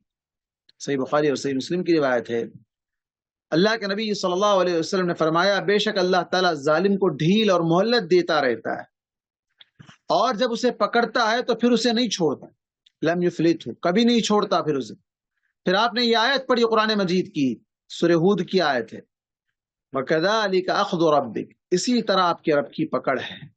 اذا اخذ القرى وهي ظالمة، جب وہ بستی والوں کو پکڑتا ہے، جب وہ ظلم کا ارتکاب کرتے ہیں، ظالم ہیں، ان اخذہ علیم شدید، یقیناً اس کی پکڑ بڑی دردناک ہے، خطرناک عذاب ہے. تو اللہ تبارک و تعالی اگر کسی ظالم کو مہلت دے رہا ہے، ابھی اسرائیل ہے اور دنیا میں جہاں جہاں بھی جس طریقے کے بھی ظالم ہیں، سپر پاور ہیں، بڑے پاور کے ذریعے سے اپنے سے کمزوروں پر ظلم کرتے ہیں، اور اللہ تعالیٰ نے مہلت دے رہا ہے. مہلت کیسے دے رہا ہے؟ چھوٹ دے رہا ہے. اور جب اللہ کی پکڑ آئے گی، کیسی پکڑ آئے گی اس کا اندازہ کرنا ہو تو یہی بنی اسرائیل کا وہ واقعہ یاد کریں. فرعون جو ان پر ظلم کرنے والا ظالم تھا، اللہ نے اس پر عجیب عجیب قسم کے عذابات بھیجے تھے. ارسلنا علیہم الطوفان والجراد والقمل والضفادع والدم آیات مفصلات، بڑے خطرناک عذاب. طوفان بھیجا، ٹڈیوں کا عذاب بھیجا، ہاں، والقمل، جوؤں کا عذاب، سروں میں جواں، کھانے میں جواں، ہر چیز میں جو، اور پھر والضفادع، مینڈک، ہر چیز میں مینڈک، کوئی چیز کھا نہیں سکتے، کوئی چیز پی نہیں سکتے، ہر جگہ مینڈک ہے. دیکھو کتنا خطرناک عذاب ہے. مارا نہیں، ظلم کا عذاب بس ایسے خطرناک طریقے سے. والدم، ہر جگہ خون خون، جدھر دیکھو ادھر خون، ایسے خطرناک عذابات. تو اللہ تعالیٰ چاہے تو ان ظالموں کو بھی ویسے عذاب سے دو چار کر سکتا ہے. ابھی دیکھو فلوریڈا میں حکومت نہیں بتاتی ہے، نیوز ایجنسیاں نہیں بتاتی، لیکن نیٹ کا دور میں بہت سی چیزیں خود بخود آ جاتی ہیں. کئی دنوں سے تباہی مچی ہوئی ہے، تقریباً 6-8 لاکھ لوگ بے گھر ہو چکے ہیں، گھر چھوڑ کر بھاگنا پڑا ہے. ایسے کئی مقامات ہیں جہاں پر اللہ کا عذاب آتا ہے، آیا ہے، آ رہا ہے، لیکن لوگ بتاتے نہیں ہیں. یہ ظالموں کو اللہ تعالیٰ کیسے گرفت میں لینا جانتا ہے. اللہ تعالیٰ نے اسی طرح گرفت میں لیتا ہے. اللہ محفوظ رکھے، ہر طرح کے ظلم سے اللہ بچائے رکھے، اور ظلم کی سزا سے بھی اللہ بچائے رکھے. سزا پانے سے پہلے انسان کو مظلوم کا حق لوٹانے کی توفیق دے، اور اسی طرح اللہ سے معافی مانگنے کی توفیق عطا فرمائے. اس سلسلے میں کسی کا کوئی سوال ہو تو سوال کریں. हेलो जी अस्सलाम वालेकुम मौलवी साहब. جی وعلیکم السلام. जी अब अपन यकीनन अल्लाह पे रख के ताबीज कुछ दलाल ले सकते, मतलब जैसे अम्मी का ख्वाहिश की वजह से, नहीं तो और कुछ भी ऐसा उन लोगों की वजह से अपन, मतलब अपन सिर्फ इसके वजह से कम होता बोल के इरादा नहीं सर का, खाली ऐसा क्या है कि अम्मी बोले ना गले में डाल लेंगे बोले सर, तो ऐसा कुछ कर सकते. थोड़ा फिर से एक्सप्लेन कीजिए, थोड़ा जोर से बोलिए. जी अब अपन अल्लाह पे यकीन रख के, जैसा अब अम्मी बोले बोल के, नहीं तो कुछ ऐसा वैसे उनकी मकसद से अपन ताबीज दला ले सकते. जैसा ताबीज की वजह से मुझे कम नहीं होता बोले, जैसा वैसा नहीं सर का, यकीनन अल्लाह पे रख के खाली सिर्फ वो नुमाइश के लिए डाल ले सकते हैं. नुमाइश के लिए क्या क्या मकसद है नुमाइश का? मतलब अम्मी बोले या दादी बोले, ऐसा अब्बा कुछ अम्मी वैसे बोले तो उनकी ख्वाहिश अच्छा सवाल है उनकी आपका. ख्वाहिश पे, उनकी ख्वाहिश पे. उनकी ख्वाहिश अल्लाह की नाफरमानी वाले कामों में नहीं. अच्छा जिस काम में अल्लाह की नाफरमानी हो रही है, वो बोले जी फलां के पास जाके चढ़ावा चढ़ा के आओ, फलां के पास जाके बकरा जुबा करके आओ, तावीज लेके आओ, दुआ पड़ा लेके आओ, उनका जो ना कुछ वो लेके आओ, ये लेके आओ. तो अल्लाह की नाफरमानी में माँ बाप की फर्मा बरदारी नहीं, माँ बाप की बात नहीं मानना. वो लोग अगर फर्मा बरदारी का हुक्म नहीं दे रहे, अल्लाह की नाफरमानी करने का हुक्म दे रहे हैं. कोई हाँ बोला मिसाल के तौर पर अगर माँ बाप बोले आपको बुखार फुल चढ़ा हुआ है, आपको लाके दे रहे हैं पॉइजन, जहर दे रहे हैं. क्या दे रहे हैं? जी जहर दे रहे हैं आपको. क्यों दे रहे हैं जहर? अरे नहीं, डॉक्टर बोला उनको ये पीने से अच्छे हो जाते. उनको नहीं मालूम है, उनको नहीं मालूम है वो जहर है. वो कि डॉक्टर समझकर किसी ने दे दिया उनको. आप पढ़े लिखे हैं, आप समझदार हैं, आप पढ़ रहे हैं, इस पे लिखा हुआ है पॉइजन है, ये तो मैं पीऊंगा तो मर जाऊंगा. नहीं, अम्मी अब्बा बोले बोले चलो पी लो. पी लेंगे आप? नहीं पिएंगे ना. नहीं नहीं बिल्कुल उसी तरह आपके वालिदैन को या जो भी है उनको नहीं जी मालूम, जो मुर्शद, जो बड़े उनके खानदान से जो चलता आ रहा है, जो भी हैं, वो लोग उन्हें मिसगाइड किए हुए हैं. उन्हें इल्म नहीं है कि ये अल्लाह के साथ शिरक है, तावीज डालना, फला करना अल्लाह के साथ शिरक है.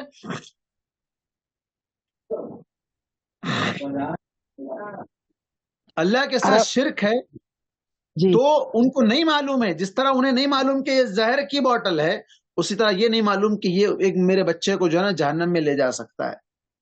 तो वो काम नहीं करना चाहिए. अल्लाह अरबी ताला खुद अरबी की कुरान में कहा, ताबीज मैं नहीं कह रहा हूं, अल्लाह ताला ने खुद कुरान में कहा कि वसाहिबहुमा फी दुनिया मारूफा, तुम उनके साथ दुनिया में अच्छे तरीके से रहो. फला तुतिअहुमा, कहां कहा? इन जाहदाका अला अन तुशरिका बी मा लैसा लका बिही इल्मुन फला तुतिअहुमा. अगर वालिदैन तुम्हें जबरदस्ती करें, कर, अब ये शिरक करना ही, तू सिर्फ बोले नहीं, फोर्स भी कर रहे हैं, मार रहे हैं, जुल्म कर रहे हैं, करना. अब ये शिरक का काम, अल्लाह के साथ शिरक करो, फोर्स करके करवाना चाह रहे हैं, तब भी नहीं करना. अल्लाह ने कहा वही जाहदा का, फोर्स करके जबरदस्ती करके भी अगर तुम्हें शिरक करवा रहे हैं, फला तुतिअहुमा, उनकी बात नहीं मानना. जब फोर्स करे तब बात नहीं मानना, तो सिर्फ उनकी ख्वाहिश को पूरा कैसे करेंगे? तो उनकी ख्वाहिश को भी पूरा नहीं करना चाहिए. ऐसी ख्वाहिश जो अल्लाह की नाफरमानी वाली या अल्लाह के साथ शिरक करवाने वाली है, आप उसे फैशन समझकर करें, आप जो भी समझकर करें, فیشن بھی کیسا فیشن؟ جو تعویذ، جو کڑے، جو آج کل بریسلیٹ اور مختلف طرح کی چیزیں ایسے جو بچے اور بہت سی چیزیں ہیں جو آج کل ایک فیشن کے نام پر ڈوریاں، دھاگے، نہ جانے کیا کیا لوگ ڈال رہے ہیں، فیشن بول رہے ہیں، لیکن یہ فیشن نہیں ہے. وہ تو شرک کرنے والا ہے، شرک سمجھ کر رہا ہے، ایک عقیدے سے کر رہا ہے، اس کے اندر شفا ہے سمجھ رہا ہے، اس سے مصیبتوں سے بچ سکتا سمجھ رہا ہے، اسے ایک شیلڈ سمجھ رہا ہے، اسے بیماریوں سے بچنے کے لیے ایک تعویذ سمجھ رہا ہے. آپ اسے کیسے فیشن سمجھ لیں گے؟ فیشن تھوڑی نا وہ چیز ہوتی ہے جو ایک عقیدے کے طور پر کی جاتی ہے. عربی کی تعویذ بھی نہیں ڈالے نا، عربی کی تعویذ. عربی میں کیا لکھا ہے؟ جی مول صاحب، آیت الکرسی ویسا لکھ کے جو رہتا ہے، اس میں کچھ بھی نہ ہوتا. کرسی باندھنے، نہیں سوال، آیت الکرسی باندھنے کے لیے ہے یا پڑھنے کے لیے؟ پڑھنے کے پڑھنے لیے. کے لیے، باندھنے کے لیے. جی پڑھنے کے لیے ہے مجھے. پڑھنے کے لیے ہے، باندھنے کے لیے جی نہیں جی ہے نا. نہیں باندھنے کے لیے اگر ہوتا تو اللہ کے نبی صلی اللہ علیہ وسلم کے دور میں صحابہ اکرام جنگ میں زخمی ہوئے، لو جی قرآن لکھ کے دیتا ہوں، ایک تعویذ بنا کے ان کے زخم پہ لگا دو، لگائے؟ نہیں زخم، تلواروں سے زخم لگے ان لوگوں کو، ہے نا. پھر نہیں مول صاحب، ایڈورٹائزوں میں وغیرہ دے رہے ایسا آیت الکرسی کے براسلیٹ مل رہے، وہ پہنو ایسا بول کے، نہیں نہیں، ایسا سب ایڈورٹائزوں میں غلط ہے، یہ دے سب رہے. میڈ ان چائنا ہے، چائنا والے نے برباد کر دیا ہے سب کو. بہت سی چیزیں ایسے اس نے بزنس کا دیکھا ہے، لوگوں کی جو چیز مارکیٹ میں اویلیبل ہے، لوگ جسے زیادہ اہمیت دیتے ہیں، وہ چیز میں اس کی بزنس اسٹریٹجی ہے، اس کو اس سے کوئی لینا دینا نہیں ہے. وہ شرک ہو رہا ہے کہ کیا ہو رہا ہے، وہ ہر ایک مذہب کی چیزیں بنا کر بیچتا ہے، ساری دنیا میں فروخت کرتا ہے، اپنا بزنس چمکاتا ہے. لوگ ایسی چیزوں کے ذریعے سے اپنا دین ایمان گنوا رہے ہیں. وہ آیت الکرسی اس کے اوپر لکھا ہوا ہو، پوری قرآن بھی اگر لکھی ہوئی ہو، تب بھی باندھنے کی چیز نہیں ہے. حضرت علی رضی اللہ عنہ جنگ میں جا رہے ہیں، دوسرے دن اللہ کے نبی صلی اللہ علیہ وسلم نے کہا، میں ایک ایسے آدمی کے ہاتھ میں جھنڈا دینے والا ہوں جس کے ہاتھ پر اللہ تعالیٰ کل صبح میں مسلمانوں کو جنگ میں فتح کر دے گا، کامیابی دے دے گا، جیت جائیں گے وہ لوگ، ونر ہوں گے وہ لوگ. کون ہے وہ؟ حضرت علی کو بلائے. حضرت علی آئے، ان کے ہاتھ پہ پوری جنگ جیتنے والے ہیں، وہ کمانڈر ہیں، وہ ان کو آنکھ آ گئی، آئیز جو ہے نا ان کے جو ہے نا افیکٹڈ ہو گئے. اللہ کے نبی صلی اللہ علیہ وسلم نے لاؤ جی قرآن آنکھ پہ لگا دیں گے، نہیں، آپ نے اپنا لعاب نکال کر ان کی آنکھوں میں لگایا اور ان کی آنکھ اچھی ہو گئی. لیکن قرآن مجید کو کہیں لکھ کر، کہیں کھول کر ان کو پلا دو، لکھ کے جو ہے نا اس کا اسکیچ پین سے لکھ دو، کلر والے پین سے لکھ دو، تستری میں لکھ دو، اس کے بعد اس کو پانی میں گھول دو، دودھ میں گھول دو، زعفران میں گھول دو، اس کے بعد اس کو پلا دو، زعفران کے پین سے لکھ دو. نہیں، لکھنے یا پڑھنے یا لکھنے یا لگانے کے لیے یا نگلنے کے لیے یا اس کو جو ہے نا کھانے کے لیے نازل نہیں کیا گیا. اسے پڑھ کر برکت حاصل کرنا ہے، اور پڑھ کر اس کے معنی کو سمجھ کر اس کے مطابق عمل کرنا ہے، سارے بلائیں مصیبتیں خود بخود دور ہو جائیں. جی ٹھیک ہے، شکریہ شکریہ. اور ایک سوال آیا کہ ظالم اپنے ظلم کو ظلم کیوں نہیں سمجھتا؟ اس کو طاقت کا غرور ہوتا ہے، اسے اپنے دبدبے کا، اپنی شہرت کا، اپنے نام کا، یہ اس کے پاس جو ہے نا ایک کیا کہتے ہیں اس کو، اپنے طور پر وہ منوانا چاہتا ہے اور اس کو حاصل کرنا چاہتا ہے. اسے پتا ہوتا ہے، کیوں نہیں ہوتا ہے؟ ظالم کو کیوں نہیں معلوم کہ یہ اس کا حصہ نہیں ہے؟ مثال کے طور پر زمین کیا قصہ ہے، زمین یہ اس کی نہیں ہے، معلوم ہے اس کو، لیکن پھر بھی لینا چاہ رہا ہے. نہیں، مجھے لینا ہے، میری نہیں ہے لیکن مجھے لینا ہے، مجھے سمجھ میں آ گئی، مجھے لینا ہے. آج کل تو ظلم کھلے عام کیا جا رہا ہے، بول کر ببانگے دہل کیا جا رہا ہے، اور پورے تال ٹھوک کر کہہ رہے ہیں لوگ نہیں ہم کریں گے، کر رہے ہیں. معلوم ہے ان کو یہ ظلم ہے، ان کو نہیں معلوم، ایسی بات نہیں ہے، وہ نادانی میں نہیں کر رہے ہیں. ظالم کو نہیں معلوم ہے، نہیں، ظالم اسی لیے کہ اس کو پتا ہے، اس کے بعد ہی وہ ظلم کر رہا ہے. جس کو نہیں معلوم ہے ظلم نہیں کرے گا، وہ کہے گا بھائی میری ہے یا نہیں ہے، مجھے ڈاؤٹ ہے، تو خاموش ہو جائے گا. نہیں معلوم رہ کر وہ ظلم کر ہی نہیں سکتا ہے، معلوم ہونے کے بعد ہی وہ ظلم کر سکتا ہے. جی، اور کوئی سوال؟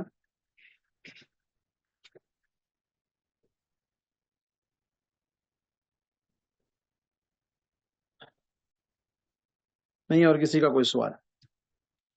شفیق میں کہاں تک پڑھے تھے ہم؟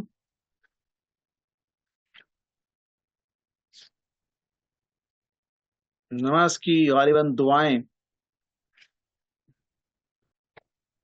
نماز میں جو دعائیں پڑھی جاتی وہ شاید ہو گئی تھی. اس کے بعد نماز کے بعد کی دعائیں ہیں. نماز کے اوقات ہے، نماز کے شروط ہیں، نماز کے ارکان ہیں، بڑے اہم اسباق آگے آ رہے ہیں. نماز کے واجبات ہیں، نماز کی سنتیں ہیں. جی، نماز میں پڑھی جانے والی دعائیں جو گزشتہ درس میں بتائی گئی تھی، کون کون سی دعائیں بتائی گئی تھی؟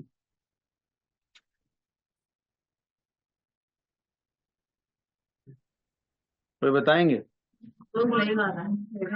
ہاں 10 to 12. جی،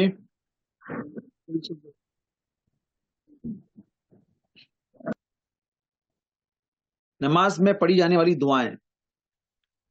دعائے استفتاح کسے کہتے ہیں؟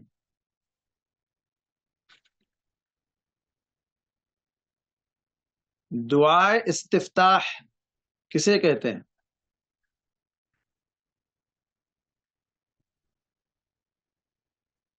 کسی کو نہیں معلوم؟ بتایا گیا تھا نا، ثنا کو کہتے ہیں، ثنا کو نہیں کہتے. لوگ پڑھ لیتے ہیں ثنا دعائے استفتاح کی جگہ پر. استفتاح نماز کا آغاز کرتے وقت پڑھی جانے والی دعا، سٹارٹنگ میں پڑھی جانے والی دعا. ٹھیک ہے، ایک حد تک جواب کے وہ لوگ اسے ثنا کے طور پر پڑھ لیتے ہیں، تعریف کے طور پر. لیکن دعا کیا ہے؟ جو پڑھائی گئی تھی اس کا معنی بھی بتایا گیا تھا اور یاد کرنے کے لیے کہا بھی گیا تھا.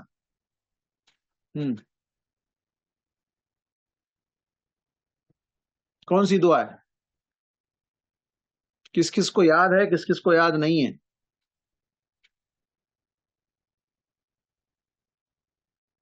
ہاں جی، اللهم باعد بینی بین خطایا کما بعدت بین المشرق والمغرب. یہی دعا ہے نا کمپلیٹ سے؟ میمونہ کہاں ہے؟ میمونہ کے جوابات نہیں آ رہے ہیں آج کل. یہی نا شیخ، اللهم باعد بینی بین. جی جی جی، اللهم باعد بینی وبین خطایا کما بعدت بین المشرق والمغرب. ہاں، اللهم نقنی من خطایا کما ینقی الثوب الابیض من الدنس. اللهم اغسلنی فی الثلج والماء والبرد. ثلج والبرد. فی الثلج کتنا والماء اچھا والبرد. معنی ہے اس میں کہ انسان اللہ کی عبادت کے لیے کھڑے ہونے سے پہلے یا کھڑا ہو کر سب سے پہلے اپنے آپ کو گناہوں سے پاک کر لے، پھر اس کے بعد عبادت کرنے کا مزہ ہی کچھ اور ہے. اپنے آپ کو گناہوں سے پاک صاف کر لے، پھر اس کے بعد اللہ کی عبادت میں لگ جائے. ایاک نعبد و ایاک نستعین، ہم تیری عبادت کرتے ہیں اور تجھی سے مدد مانگتے ہیں. اہدنا الصراط المستقیم، سیدھے راستے پر ہم کو تو چلا. دعائیں مانگ رہے ہیں، اور پوری عبادت کا اصل اور اس کا پورا نچوڑ کیا ہے؟ دعا ہے. شروع سے لے کے آخر تک دیکھیں سب میں دعا ہے. رکوع میں اور سجدے میں اللہ کی بڑائی ہے، باقی ساری چیزوں میں آپ دیکھ لیں دعا ہے. اتحیات میں بھی دعا ہے. اپنے آپ پر السلام علیکہ، جہاں پر کہا اللہ کے نبی صلی اللہ علیہ وسلم پر درود ہے، السلام علینا، ہم پر سلامتی، وعلی عباد اللہ الصالحین، اور اللہ کے نیک بندوں پر، وہاں بھی سلامتی کی دعا. پھر اللہم انی ظلمت میں دعا. پھر اس کے بعد ایک اور دعا، اللہم انی اعوذ بک من عذاب القبر من فتنة المسیح الدجال ومن فتنة المحیا والممات اللہم انی اعوذ بک من المأثم والمغرم. یہ دعا بھی سلام پھیرنے سے پہلے پڑھنا چاہیے. اکثر لوگ اللہم انی ظلمت نفسی پڑھ کر ہی سلام پھیر دیتے ہیں. نماز کے بعد کی دعائیں کس کس کو یاد ہے؟ نماز کے بعد اکثر یہ ہوتا ہے ہماری مسجدوں میں، ہماری مسجدوں سے مراد ہمارے مسلمانوں کی مسجدوں، جہاں پر ائمہ حضرات خود دعا کر دیتے ہیں، شروع کرتے ہیں الحمدللہ رب العالمین، ختم، خاموش. آپ ڈائریکٹ اللہ سے دعا چل رہی ہے ان کی، کیا مانگ رہے ہیں کیا نہیں مانگ رہے ہیں اللہ بہتر جانتا ہے. آخر میں وسلام علی المرسلین الحمدللہ رب العالمین آمین، منہ پہ پھیر لیے نکل گئے سارے لوگ. تماشا بنا دیا ہے اس کو، تماشا بنا دیا ہے، ایک رواج، ایک فیشن بن چکا ہے، ایک ٹرینڈ بن چکا ہے، ایک طریقہ بن چکا ہے. یہ عبادت ہے؟ آدمی خود دعا کر رہا ہے، اسے خود نہیں معلوم کیا دعا کی جا رہی. اللہ کے سامنے بیٹھ کر مذاق ہے دعا کا. اللہ کے سامنے اس طرح دعا کی جاتی ہے، شروع کے الفاظ زور سے، بیچ کا پورا غائب، اندر کا اندر ہڑپ، آخر میں اب وہ اندر کا اندر خود اپنے لیے دعا مانگ لے رہا ہے. امام اگر مانگ رہا ہے تو، نہیں مانگ رہا ہے خاموش بیٹھ گیا، سب کو ٹھہرا دیا، سب ہاتھ باندھ کے ٹھہرے ہوئے ہیں، آخر کب بولتے وسلام علی المرسلین الحمدللہ رب العالمین بولتے منہ پہ پھیر لو بھاگو. کیا دعا مانگ رہے ہیں بھائی؟ کیسی دعا ہو رہی ہے؟ دعا آپ کے پیٹ میں درد ہے آپ دعا مانگیے، آپ کو قرضہ ہے آپ دعا مانگیے، آپ کے کام نہیں بن رہے آپ دعا مانگیے. وہاں دعا نہیں مانگ رہے ہیں، اللہ کے گھر میں جا کے غیر اللہ کے پاس دعا مانگ رہے ہیں، وہاں گڑ گڑا کے مانگ رہے ہیں، غیر اللہ کے سامنے مزاروں پہ چلوں پہ نہ جانے کہاں کہاں جا کے مانگ رہے ہیں، اور لوگوں کے سامنے مانگ رہے ہیں. یہ مرشدوں اور پیروں کے سامنے جھک جھک کر مانگ رہے ہیں، ان کے سامنے سجدے کر رہے ہیں، ان کے طواف کر رہے ہیں، ان کے سامنے پیسہ ہر چیز قربان کر کے جو نہ مانگ رہے ہیں، اور اللہ کے گھر کو جا کے مذاق کر کے آ رہے ہیں. دعائیں قبول ہوگی؟ کیسے قبول ہوگی دعا؟ دعا مانگنا ہی نہیں آتا لوگوں کو، نہ اللہ سے مانگنے آتا ہے، نہ جو نبی صلی اللہ علیہ وسلم نے جو دعا سکھائی ہے، دعا کے جو طریقے سکھائے مسنون دعائیں وہ بھی نہیں سیکھتے، خود نہ اپنی زبان میں کرتے ہیں. چلو عربی نہیں آتی ہے، عربی کی دعائیں یاد نہیں ہیں، اردو میں پڑھو، آپ تیلگو میں پڑھو، انگلش میں پڑھو، جو زبان آپ کو آتی ہے وہ زبان. اللہ تعالیٰ تو ہر زبان جاننے والا ہے، ساری زبانیں اسی کی بنائی ہوئی ہے، لیکن کرنا ہی نہیں چاہتے لوگ. نماز کے بعد پہلے اذکار ہے، جسے ہم دعائیں کہہ رہے ہیں، وہ اذکار ذکر. اس کے بعد پھر آپ ہاتھ اٹھا کر دعا مانگیے، اپنی دعا خود مانگیے. امام صاحب کو نہیں معلوم آپ کے گھر میں کیا چل رہا ہے، اور پیچھے پڑھنے والے 100 ہے 1000 ہے، جمعہ میں پڑھنے والے جتنے لوگ نمازی ہیں ان سب کے مسائل ہر ایک کا الگ الگ مسئلہ ہے، ہر گھر کی پریشانی الگ ہے، ہر شخص کے معاملات الگ ہیں، سب کا امام صاحب کے اوپر ڈال کے چلو امام صاحب ہماری طرف سے کر دیتے. اللہ کے نبی صلی اللہ علیہ وسلم نے ایسی اجتماعی دعا نماز کے بعد نہیں سکھائی ہے. نماز کے بعد سب سے پہلے سلام پھیرتے ہی اللہ اکبر، اللہ کی بڑائی، پھر اس کے بعد 3 مرتبہ استغفر اللہ استغفر اللہ استغفر اللہ، اللہ سے اپنے گناہوں کی معافی، پھر اس کے بعد اللہ کی پاکی اور اللہ کی بڑائی اور اس کے صفات کا تذکرہ کرتے ہوئے اللہم انت السلام ومنک السلام تبارکت یا ذا الجلال والاکرام لا الہ الا اللہ وحدہ لا شریک له له الملک وله الحمد وهو على كل شيء قدیر اللہم لا مانع لما اعطیت ولا معطی لما منعت ولا ينفع ذا الجد منک الجد. یہ دعا ہے. اسی طرح لا الہ الا اللہ وحدہ لا شریک له له الملک وله الحمد وهو على كل شيء قدیر لا حول ولا قوة الا بالله ولا نعبد الا اياه له النعمة وله الفضل وله الثناء الحسن لا الہ الا اللہ مخلصین له الدین ولو کرہ الکافرون. اور پھر اس کے بعد آیت الکرسی اللہ لا الہ الا هو الحی القیوم، یہ پوری آیت الکرسی. یہ دعائیں ہیں، اذکار ہیں. سلام پھیرتے ہی بھاگ نہیں، اس کو پڑھنے کے لیے کم از کم ایٹ لیسٹ 10 منٹ تو لگتے ہیں. نماز پڑھنے کے بعد بیٹھ کر ان اذکار کو پڑھیں، 33 مرتبہ سبحان اللہ، 33 مرتبہ الحمدللہ، 33 مرتبہ اللہ اکبر. ان دعاؤں کا اہتمام کریں، ان ذکر کا ورد کا اہتمام کریں. جو شخص پڑھ لے، اور آیت الکرسی کے بارے میں آپ صلی اللہ علیہ وسلم نے کیا کہا، جو شخص ہر نماز کے بعد اسے پڑھ لے، اس کے اور موت کے جنت کے درمیان صرف موت رکاوٹ ہے. مطلب کیا؟ آیت الکرسی پڑھا، باہر نکلا، مر گیا، سیدھا جنت، سیدھا جنت. موت کی وجہ سے جنت میں جانے سے رکا ہوا تھا وہ. اور استغفار، اور اس کے ساتھ ساتھ یہ اللہ کی پاکی، سبحان اللہ الحمدللہ اللہ اکبر، جتنے بار پڑھ رہے ہیں اتنی نیکیاں ہیں، ساتھ ہی ساتھ سارے گناہ معاف، سارے گناہ معاف. تو انسان نماز پڑھ کے اللہ پر احسان نہیں کر رہا ہے، نماز پڑھ کر اپنے آپ پر احسان کرتا ہے. اس کے ذریعے سے اپنی دعائیں، اپنی مرادیں پوری کرواتا ہے، اپنے گناہ معاف کرواتا ہے. وہاں گناہ معاف نہیں کرواتا، جاتا ہے دوسروں کے پاس، وہاں جا کے جو نا یہ چادر چڑھا دو، یہ چڑھا دو، وہ کر دو، یہ کر دو، سب معاف ہو جائے گا. ایسے کیسے معاف ہوگا؟ الٹا مزید شرک ہوگا جو کبھی معاف نہیں ہوگا. آپ صلی اللہ علیہ وسلم نے اس کے بارے میں کہا، جو 33 مرتبہ سبحان اللہ، 33 مرتبہ الحمدللہ اور 33 مرتبہ اللہ اکبر، اور آخر میں 1 مرتبہ لا الہ الا اللہ وحدہ لا شریک له له الملک وله الحمد وهو على كل شيء قدیر پڑھے. اور پھر اسی طرح اس کے سلسلے میں کہا کہ جو شخص اس کو پڑھے گا اس کے گناہ بخش دیے جاتے ہیں، اگرچہ وہ سمندر کے جھاگ کے برابر. سمندر کا جھاگ کس کو کہتے ہیں؟ سمندر کے پاس اگر آپ چلے گئے کہیں بھی، جو کنارہ ہے سمندر کا، ساحل جسے کہا جاتا ہے، اس جگہ پر چلے جائیں آپ، سمندر کا پانی جو نا، وہ اس کی جو موجیں آتی ہیں، تھپیڑے مارتی ہیں، مارتے مارتے مارتے اس کا کف اتنا جمع ہو جاتا ہے، وہ ٹنوں کا جمع ہوتا ہے. پھر اس سے جناب پچھلے زمانے میں نمک بنایا جاتا تھا، سالٹ بنایا جاتا تھا، حجی بنایا جا رہا ہے، اور مختلف کیمیکل میں یوز کیا جاتا ہے. آج مختلف اور سالٹ کی کئی قسمیں آ گئی ہیں، لیکن وہ جو جھاگ ہے اتنا ڈھگار کے پوچھو مت، بے حساب۔ اللہ کے نبی صلی اللہ علیہ وسلم نے اس کی مثال دیتے ہوئے کہا اتنا بھی اگر کسی کے گناہ ہو تو ان سب کو یہ سبحان اللہ الحمدللہ اللہ اکبر پڑھنے سے وہ سارے گناہ معاف ہو جاتے ہیں۔ اسی طرح صبح شام کے اذکار میں معوذتین، قل اعوذ برب الفلق، قل اعوذ برب الناس، تین مرتبہ پڑھے، ہر نماز کے بعد ایک مرتبہ پڑھے، سورہ اخلاص پڑھے، قل اللہ احد پڑھے۔ تو یہ تمام اذکار کا اہتمام کرنے سے انسان ہر طرح کے جادو سے، جنات سے، اثرات سے، لڑائی جھگڑے سے، حادثات سے، بلاؤں سے، سب سے بچ جاتا ہے۔ بس خالص اللہ کے لیے کرے، اللہ تبارک و تعالیٰ سے معافی مانگے، اور اللہ تبارک و تعالیٰ کے لیے اگر انسان کرے تو اللہ تبارک و تعالیٰ ضرور ان کو ان تمام چیزوں سے محفوظ رکھے گا۔ تو نماز کے بعد کی دعائیں میرے خیال سے آپ لوگوں کے پاس اگر حسن مسلم ہے تو یاد کر لیں، یا پھر یہ کہ میں خود اس کا کوئی میرے پاس چارٹ تھا، اس سے پہلے دیکھتا ہوں، اگر مل جائے تو میں بھیج دوں گا واٹس ایپ پر، اور ہمارے منور بھائی انشاءاللہ اسے گروپ میں شیئر کر دیں گے۔ یاد کر لیں، ہر نماز کے بعد ان اذکار کا، ان دعاؤں کا اہتمام کریں۔ اس کے بعد اور جو مسنون دعائیں یاد ہیں، یہ تو ہو گئے اذکار، اس سے ہٹ کر اور بھی جو مسنون دعائیں آپ کو یاد ہیں وہ یاد نہ ہو تو یاد کریں، جو یاد ہیں وہ پڑھیں، اور ساتھ ہی ساتھ اردو میں بھی اگر آپ کرنا چاہتے ہیں، تیلگو آپ کو آتی ہے، تیلگو میں مانگنا چاہتے ہیں، اللہ سے مانگیے۔ اللہ تبارک و تعالی بندوں کے خالی ہاتھ لوٹانے پر اللہ کو شرم آتی۔ بھائی بندہ ہاتھ اٹھا کر دعا مانگ رہا ہے، میں اس کے ہاتھ کو خالی ہاتھ کیسے لوٹاؤں؟ ہاں، اب ہاتھ اٹھا کر دعا مانگنا الگ ہے،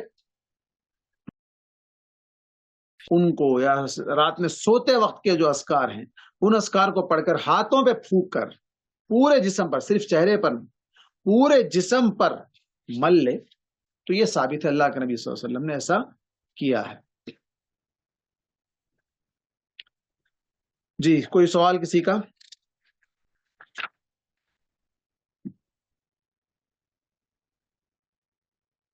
ہے کسی کا کوئی سوال؟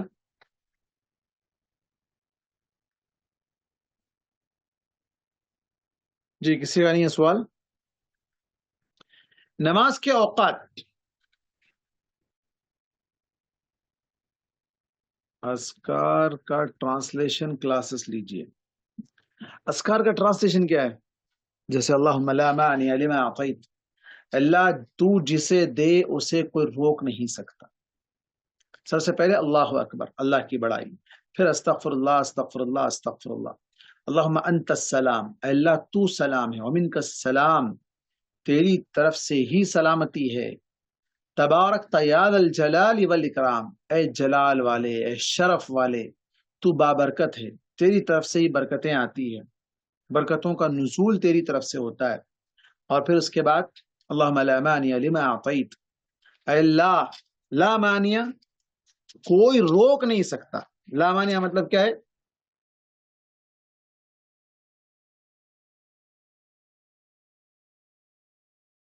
جو تو دے اسے کوئی روک نہیں سکتا۔ اللہ دینے والا ہے تو کوئی روکنے والا نہیں، کوئی روک نہیں سکتا، کوئی چھین نہیں سکتا آپ کے مقدر کا نوالا ہے۔ لا مانع لما اعطیت ولا معطی لما منعت، ہاں اگر اللہ تعالی ہی کسی سے روک دے تو اسے کوئی دے نہیں سکتا، اسے کوئی نہیں دے سکتا، نہ کوئی بابا، نہ کوئی مرشد، نہ کوئی پیر، نہ کوئی نہیں دے سکتا۔ اللہ تعالیٰ چھین لے تو کوئی دے نہیں سکتا، اللہ تعالیٰ دینا چاہے تو کوئی روک نہیں سکتا۔ اور پھر اس کے بعد وَلَا يَنْفَعُ ذَا الْجَدِّ مِنْكَ الْجَدِّ، اور نہیں فائدہ دے سکتی کسی حیثیت والے کو اس کی حیثیت جب تک کہ تو نہ چاہے۔ اللہ کے بغیر کوئی اپنی جگہ کوئی پاور والا نہیں بن سکتا ہے جب تک کہ اللہ نہ چاہے۔ اس کا پاور خود اس کے کام نہیں آ سکتا ہے، اس کا پاور خود اس کو اپنے جسم کو روک نہیں سکتا ہے بیماریوں سے۔ آدمی اپنی جگہ پاور والا ہے، اس کا باہر بہت بڑا دبدبہ ہے، طاقت ہے، معمولی زکام ہو گیا روک نہیں سکتا ہے، چھینک پہ چھینک آ رہی روک نہیں سکتا ہے، آنکھ سے پانی بہ رہا ہے روک نہیں سکتا ہے، کان میں درد ہو رہا ہے روک نہیں سکتا ہے، دانت میں درد ہو رہا ہے پھر ڈاکٹر کے پاس جاتا ہے، کہیں کا پاور والا ہے بھائی؟ تو وہ اس کی طاقت خود اسے کسی چیز سے روک نہیں سکتی جب تک کہ اللہ نہ چاہے۔ یہ ایک معنی ہو گیا۔ اس کے بعد لا الہ الا اللہ وحدہ لا شریک لہ لہ الملک ولہ الحمد وهو علی کل شیء قدیر، اللہ ایک ہے، اس کا کوئی شریک نہیں. ہاں تمام تعریفیں اسی کے لیے ہے، اسی کے لیے بادشاہت ہے، اسی کے لیے ملکیت ہے، وہی بادشاہ ہے، وہ تمام چیزوں پر مکمل قدرت رکھنے والا ہے. وہ علی کل شیء قدیر. ہم اسی کی عبادت کرتے ہیں. لا نعبد الا اياه وله النعمت وله الفضل. اسی کے لیے احسان ہے، اسی کے لیے فضل ہے. له الثناء الحسن. اسی کے لیے اچھی تعریف ہے. لا الہ الا اللہ. اللہ کے علاوہ کوئی معبود نہیں، کوئی عبادت کا حقدار نہیں. مخلصین لہ الدین. ہم اپنی اطاعت کو اللہ کے لیے خالص کرتے ہیں. ولو کرہ الکافرون. چاہے کافر ناپسند کریں، ہم تو عبادت اللہ ہی کی کریں گے. اللہم اعنی علی ذکرک و شکرک و حسن عبادتک. اللہ تیرے ذکر کرنے پر، تیرے شکر کرنے پر، تیری عبادت کو اچھے طریقے سے ادا کرنے پر ہماری مدد فرما. ہمیں مدد کر، ہماری مدد فرما کہ ہم تیری اچھے طریقے سے عبادت کریں، تیرا ذکر کریں، تیرا شکر کریں. یہ اللہ تبارک و تعالیٰ سے انسان دعا کر رہا ہے. پھر اس کے بعد آیت الکرسی تو آپ جانتے ہیں، قل اعوذ برب الفلق قل اعوذ برب الناس کا معنی اس سے پہلے بتایا جا چکا ہے. یہ سارے اذکار ہیں. ان اذکار کا اہتمام کرتے ہوئے اپنی نماز کے بعد، نماز کے ان اوقات کو جبکہ ایک انسان نماز کے بعد ہو یا نماز سے پہلے ہو، مسجد میں جب بیٹھتا ہے یا مصلی پر بیٹھ کر، چاہے خواتین ہیں اپنی جگہ پر بیٹھ کر اذکار دعائیں پڑھتی ہیں، نماز کے انتظار میں بیٹھتی ہیں، نماز کے بعد بیٹھی رہتی ہیں، فرشتے ان کے حق میں دعائیں کرتے ہیں. کیا دعا کرتے ہیں؟ اللہم اغفر لہ وارحمہ. اللہ اس کو بخش دے، اللہ اس پر رحم فرما. جو نماز کے انتظار میں بیٹھا ہے یا نماز کے لیے بیٹھا ہوا ہے. چلیے نماز کے اوقات کیا ہیں؟ جیسے کہا قرآن میں اللہ تبارک و تعالیٰ نے ان الصلاۃ کانت علی المؤمنین کتابا موقوتا. سورہ یاسین. کیا سوال ہے؟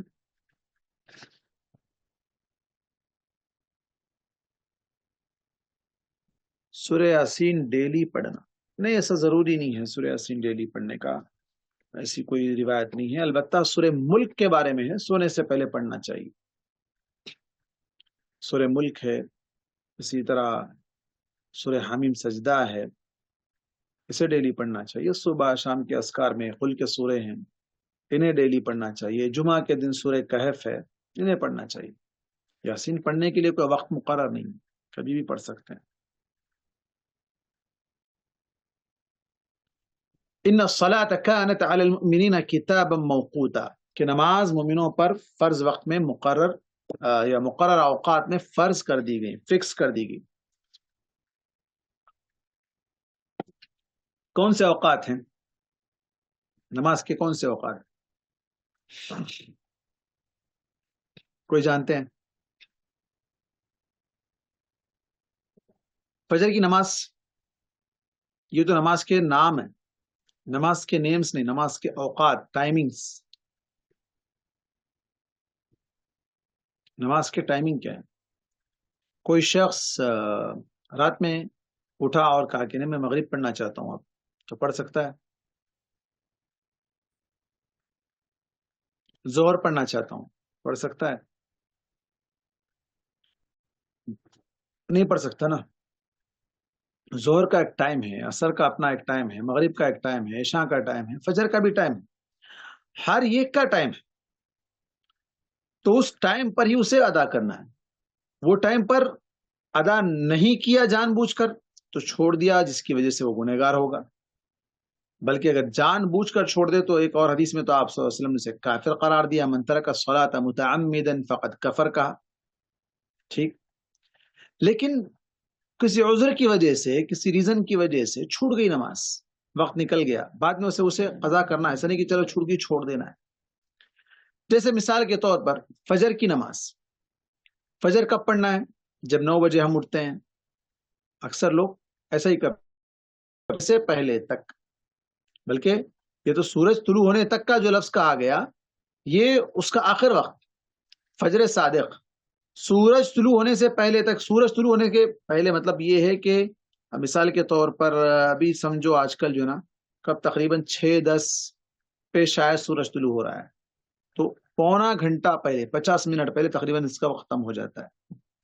وقت رہتا ہے وہاں تک، مطلب جو جس کی چھوٹ گئی اول وقت میں اسے پڑھنا ہے فجر صادق. فجر صادق کب ہوتا ہے؟ جیسے فصیح الفاظ میں کہا گیا کہ رات کا وہ آخری حصہ جس میں مشرق یعنی ساؤتھ کا حصہ ہے، یا ایسٹ کا حصہ، اس حصے میں شمال سے لے کر جنوب تک، یعنی ساؤتھ سے لے کر نارتھ تک پورا حصہ جو ہے ایک وائٹ روشنی آ جائے، سفیدی آ جائے. اب ہم تو لائٹوں کے دور میں ہیں، ہم تو یہ سب دیکھتے ہی نہیں ہیں. آسمان کی جو کاریگری ہے، آسمان کی جو زیب و زینت اللہ نے بنائی ہے، ستاروں سے جو اسے مزین کیا ہے، پچھلے زمانے کے پاس لائٹ نہیں تھی، ان کے لیے وہی سب کچھ تھا، وہی ساری جو نا ڈیکوریشن تھا، وہی سب کچھ تھا. اسے اللہ نے فرمایا وَلَقَدْ زَيَّنَّا السَّمَاءَ الدُّنْيَا بِمَصَابِيحَ، ہم نے آسمان دنیا کو چراغوں سے مزین کر دیا، ڈیکوریٹ کر دیا. وہ روشنی سے وہ مزین ہوتے تھے، لیکن آج ہم کو دیکھنے کو بھی نصیب نہیں ہوتا ہے. بالخصوص شہروں میں رہنے والے جن کے پاس کبھی لائٹ جاتی بھی نہیں، اور جاتی بھی ہے تو وہ گھر سے باہر نکلتے بھی نہیں. تو جہاں دیہات ہیں یا جہاں ایسے لوگ جو چھتوں پر سوتے ہیں، جنگل میں رہتے ہیں، جھوپڑ پٹی میں رہتے ہیں، وہ رات میں بس آسمان کی طرف دیکھتے ہیں، چاند کی روشنی، ستاروں کے جھرمٹ، یہ ساری چیزیں دیکھ کر لطف اندوز ہوتے ہیں.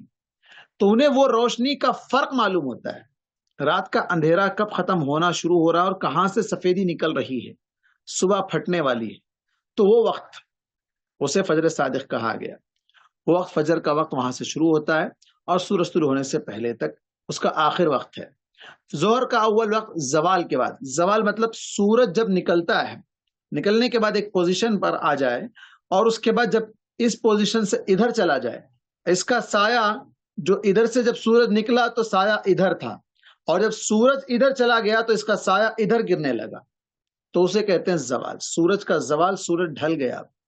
اب وہ سورج کا جب سایہ اس طرف پڑنے لگے، اس وقت سے لے کر ایک آدمی کا سایہ یا ہر چیز کا سایہ اس کے برابر ہو جائے. مثال کے طور پر یہ پین ہے، پین کا سایہ، اس کا شیڈ ایک طرف ایک پین کے برابر ہے، اتنا جتنا ہو جائے، برابر ایکول ہو جائے. مثال کے طور پر 6 انچ کا پین ہے، 7 انچ کا پین ہے، تو 7 انچ کا سایہ بھی رہے نیچے، اتنا ہی رہے، اس سے بڑا نہ ہو، تو اس وقت تک ظہر پڑھ سکتے ہیں، آخر وقت.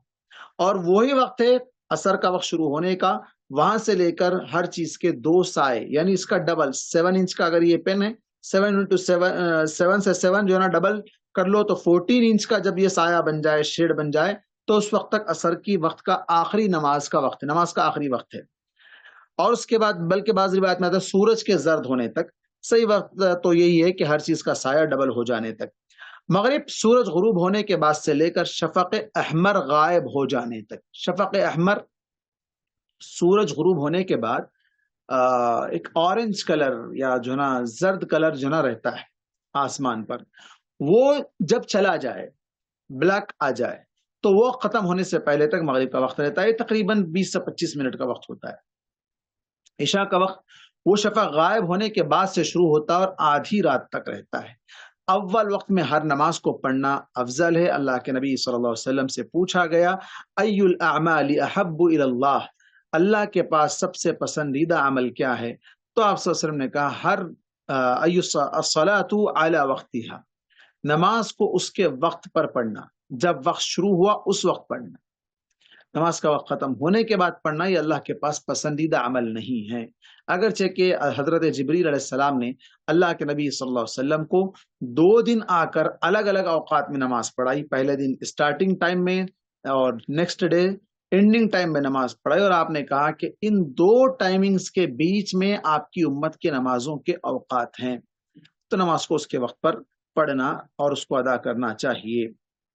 البتہ جیسے گرما کا موسم ہے، گرمی بہت زیادہ بڑھ جائے تو ظہر کی نماز کو تھوڑا ڈیلے کر کے ٹھنڈا پڑنے تک انتظار کرنے کا حکم دیا گیا ہے. ٹھنڈا سے مراد یہ نہیں کہ اب مثال کے طور پر ظہر کی اذان کا ٹائم ہو رہا 12:15 بجے اور تھوڑا سا بولتے 1 بجے تک، ایسا نہیں کہ 5 بجے، اب ٹھنڈک 5 بجے تک بھی ٹھنڈ نہیں ہے، نہیں، مراد یہ کہ تھوڑا سا ڈیلے کیا جا سکتا ہے. اور فوت شدہ نمازیں، جو نمازیں چھوٹ گئی، ان کی قضا کیسے کرنی ہے؟ بہت سے لوگ کیا کرتے ہیں، پوری زندگی کا ملا کے ایک ساتھ پڑھ، قضاء عمری، ایک رات متعین کر لو رمضان میں یا کوئی دن، اور اس دن کیا کرتے ہیں، قضاء عمری کہہ کر نماز پڑھ لیتے ہیں. حالانکہ ایسا نہیں ہے. اللہ کے نبی صلی اللہ علیہ وسلم نے کہا من نام عن صلاۃ او نسیها فلیصلیها اذا ذکرها. صحیح بخاری اور صحیح مسلم کی روایت ہے، جو شخص اپنی نماز وہ بھول کر غافل ہو کر سو گیا یا بھول گیا تو اسے جب یاد آ جائے اسے وہ پڑھ لے، جب یاد آ جائے۔ اب اتنی نمازیں یاد آ رہی ہے کہ بھئی اب بچپن سے اب تک پڑھے ہی نہیں ہے، یہ بڑا مسئلہ ہے، اب تک نہیں پڑھے، اب کیا کریں؟ تو اللہ سے معافی مانگیں، اللہ سے معافی مانگیں، سچے دل سے توبہ استغفار کریں، اللہ تبارک و تعالی معاف کرنے والا ہے۔ لیکن اس کے لیے کوئی ایک رات میں عبادت کر کے یہ نہیں سمجھ لینا کہ یہ پوری نمازوں کی قضا ہے۔ اور بعض لوگ کیا کرتے ہیں، جیسے رمضان میں عمرے پہ جاتے ہیں، رمضان میں عمرے پہ جاتے ہیں، وہاں کنٹینیو بس ٹھونگے مارتے رہتے ہیں، کیا کر رہے ہیں؟ نہیں، وہ اب تک جتنے نمازیں چھوٹے نا وہ پورے یہاں کے پڑھ لے رہے۔ واہ، کیا شارٹ کٹ ہے! تو یہ طریقہ غلط ہے، اللہ کے نبی صلی اللہ علیہ وسلم نے ایسا طریقہ نہیں سکھایا ہے۔ جی، اس سلسلے میں کسی کا کوئی سوال؟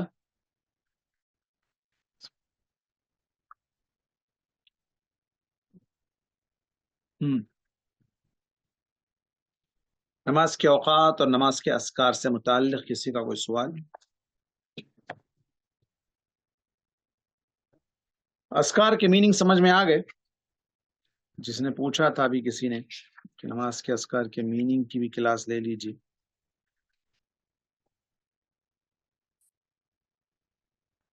نماز کے قضاء کے سلسلے میں اگر کسی شخص کی 2-3 نمازیں چھوٹ گئی تو کہاں سے شروع کرنا چاہیے؟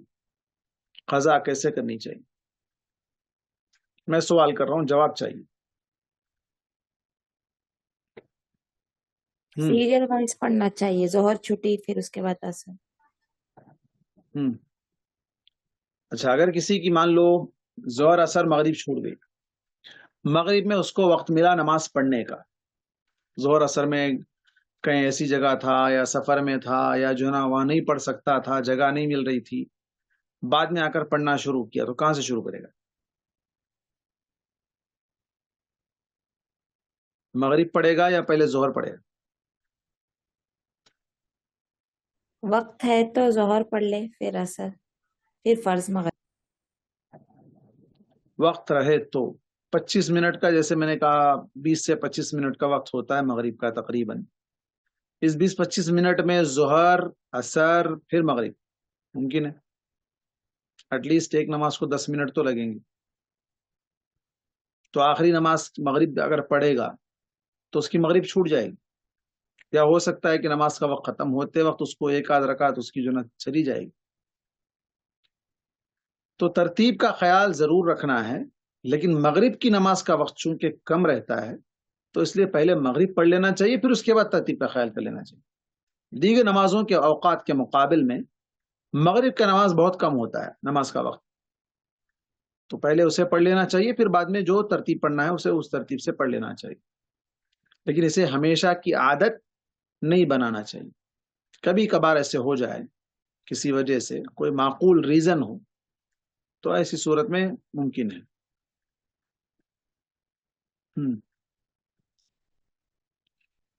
کسی کا اور کوئی سوال؟ پھر ظہر اگر اثر ہے تو اس میں ہم کو پہلے ظہر پڑھنا ہے پھر اثر پڑھنا ہے، صرف مغرب کا ٹائم کم رہنے سے ہم کو پہلے مغرب پڑھنا ہے۔ اگر مثال کے طور پر اثر کا وقت ختم ہو رہا ہے، اثر کا وقت ختم ہونے کے قریب ہے، ظہر بھی چھوٹی ہوئی ہے، اثر بھی چھوٹی ہوئی، تب کیا کرنا چاہیے؟ پہلے اثر پڑھنا ہے، اس کے بعد ظہر، چونکہ ظہر تو قضا ہو گئی، اس کا وقت تو ختم ہو گیا، لیکن جس نماز کا وقت باقی ہے اور وہ بھی ختم ہونے پر ہے، ایسے نہیں کہ لمبا ٹائم ہے، مثال کے طور پر 4 بجے یا 5 بجے انسان کو یاد آ گیا کہ ظہر بھی چھوٹی ہوئی، اثر بھی چھوٹی ہوئی، تو ظہر پڑھنے کے بعد اس کے پاس اثر کے لیے بھی ٹائم رہے گا، بلکہ اثر کے بعد بھی کافی ٹائم بچ سکتا ہے، تو ایسی صورت میں ترتیب کا خیال رکھے گا۔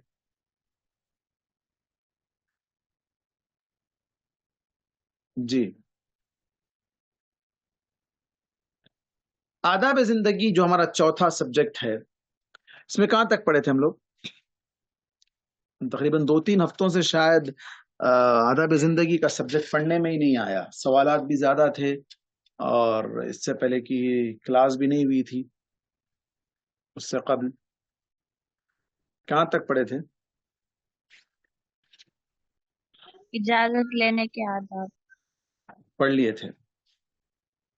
मजलिस के जी आदाब, नहीं पढ़े अभी। अच्छा, मजलिस किसे कहते हैं? मीटिंग, जिसमें इंसान जो है शरीक हो, महफिल में बैठे, बातचीत के लिए जाए, कोई उसके पास आए, जहां चाहे बैठे मीटिंग करे। गैदरिंग ठीक है, वो भी एक हद तक, जहां लोग जमा हो, सब एक साथ जमा होकर जो है ना बातचीत करें, उसे महफिल या मजलिस कहते हैं। दाखिल होते और निकलते वक्त सलाम करना चाहिए, लेकिन दाखिल होते वक्त सलाम करना ज्यादा जरूरी है निकलने के वक्त सलाम करने से भी। मजलिस में जहां जगह मिले वहीं बैठ जाना चाहिए, जहां जगह मिले वहां बैठ जाना चाहिए। आए पहले जमाने में क्या नीचे बैठने का दौर था, चेयर्स नहीं थे, नीचे बैठते थे। तो अब जो जिसको जहां जगह मिलने में वहां आगे जाके बैठूंगा तो सबको हटा के, उनको जो ना सरों को हटा के आगे बढ़कर जाना, ये तकलीफ की बात, तो इससे रोका गया। लेकिन अगर ऐसा है कि पहले से जो रिजर्व किया जाता है, बाज मकामात पर क्या है, नाम के साथ रिजर्व कर दिया जाता है, सीट फलां की है, अब वो साहब बाद में आए तो भी उनकी है वो सीट, वहां पर कोई दूसरा नहीं बैठेगा, वही शख्स बैठेगा। तो उसे वहां जाने के लिए रास्ता भी अगर बना हुआ है, किसी को तकलीफ देकर जाने की जरूरत नहीं पड़ रही तो वो जा सकता है। लेकिन किसी को हटाकर तकलीफ देकर जाना पड़ रहा है तब उसे जाने का हुक्म नहीं, जहां जगह मिली वहां बैठ जाए। किसी मजलिस में बैठे हुए आदमी को उठाकर उसकी जगह नहीं बैठना चाहिए। पहले से कोई बैठा हुआ है, आप उठो यहां से, क्यों भाई, नहीं फलां साहब आ रहे हैं उनको बिठाना है, तो ये तरीका गलत है। पहले से ही वो साहब का नाम लगा देते तो वो नहीं बैठता। लेकिन बिठाकर उठा देना या वहां से हटा देना, ये तरीका गलत है। अगर मजलिस भरी हो तो उसमें आने वालों के लिए जगह बनाना चाहिए। ज्यादा हो गया, खचाखच भर गई, तो सामने जो बैठे हुए कुशादा बैठो, अच्छा बैठो, नहीं तो बाद में मुश्किल होती नहीं। ये तरीका नहीं होना चाहिए। बाद में आने वालों के लिए जगह फराम करना चाहिए। खुद कुरान मजीद में अल्लाह तबारक व तआला ने फरमाया, इज़ा क़ील लकुम तफ़स्सहू फ़िल मजालिस फ़फ़्सहू यफ़्सहिल्लाहु लकुम, जब तुमसे कहा जाए कि मजलिस में कुशादगी पैदा करो, खुलकर बैठो ताकि सबको मौका मिल जाए, तब खुल जाओ, जगह दो, जगह फराहम करो, अल्लाह ताला तुम्हारे दिलों को खोल देगा। यफ़्सहिल्लाहु लकुम, अल्लाह ताला भी तुम्हारे लिए कुशादा कर देगा, हर चीज खोल कर देगा। एक और चीज ये होती है कि मजलिस में जैसे हम ख्याल लोग होते हैं या दोस्त होते हैं, फ्रेंड्स होते हैं, या इसी तरह जो ना खाने का टेबल है, दावतों में चले गए तो नहीं हम लोग पूरे एक ही टेबल पे बैठना चाह रहे हैं, 4 चेयर खाली हैं, नहीं हमारे पूरा टेबल चाहिए। क्यों भाई, हम पूरे दोस्त एक साथ बैठना चाह रहे हैं, हमारे पूरे घर वाले एक साथ बैठना चाह रहे हैं, हमारी पूरी खवातीन हैं, हम पूरे खवातीन लेडीज एक साथ बैठना चाह रही हैं। तो इसकी वजह से दूसरों को वहां से उठा दिया जाता है, बैठे हुए शख्स को वहां से उठा दिया जाता है। अब वो बेचारा देखता है, या वो कोई जो ना लेडी बैठी हुई है, अब मैं अकेली बैठूंगी तो इन लोगों को तकलीफ होगी, चलो ठीक है मैं उठ जाती हूँ। उठ के दूसरी जगह गई, वहां से पैदल, वहां भी जगह नहीं मिली। अब यहाँ आए तक यहाँ ये लोग पूरे बैठ गए, हंसी मजाक चल रहा है, ठीठी ठाठा चल रहा है, तो दूसरों को उठा कर उसकी जगह, हाँ उसके लिए जगह फराहम करके, आप यहाँ नहीं अल्टरनेट आपके लिए हम यहाँ पर जो है दूसरी जगह आपके लिए रखें, आप इधर आ जाए हम यहाँ बैठ जाएं, तो अलग बात है, उससे उसको तकलीफ नहीं होगी। लोग अगर हल्के की शक्ल में मजलिस में बनाए बैठे हो तो दरमियान में जाकर बैठना बेहतर। हल्का मतलब राउंड सर्कल बना दिए, चेयर्स के जरिए से हो या नीचे बैठे हुए हो, जिस तरीके से भी सर्कल बनाकर बैठे हैं, तो बीच में जाकर सीधा जो है ना नहीं बैठ जाना चाहिए। अगर 2 आदमी बैठे बात कर रहे हैं तो उनकी इजाजत के बगैर किसी तीसरे को उनके पास नहीं बैठना चाहिए।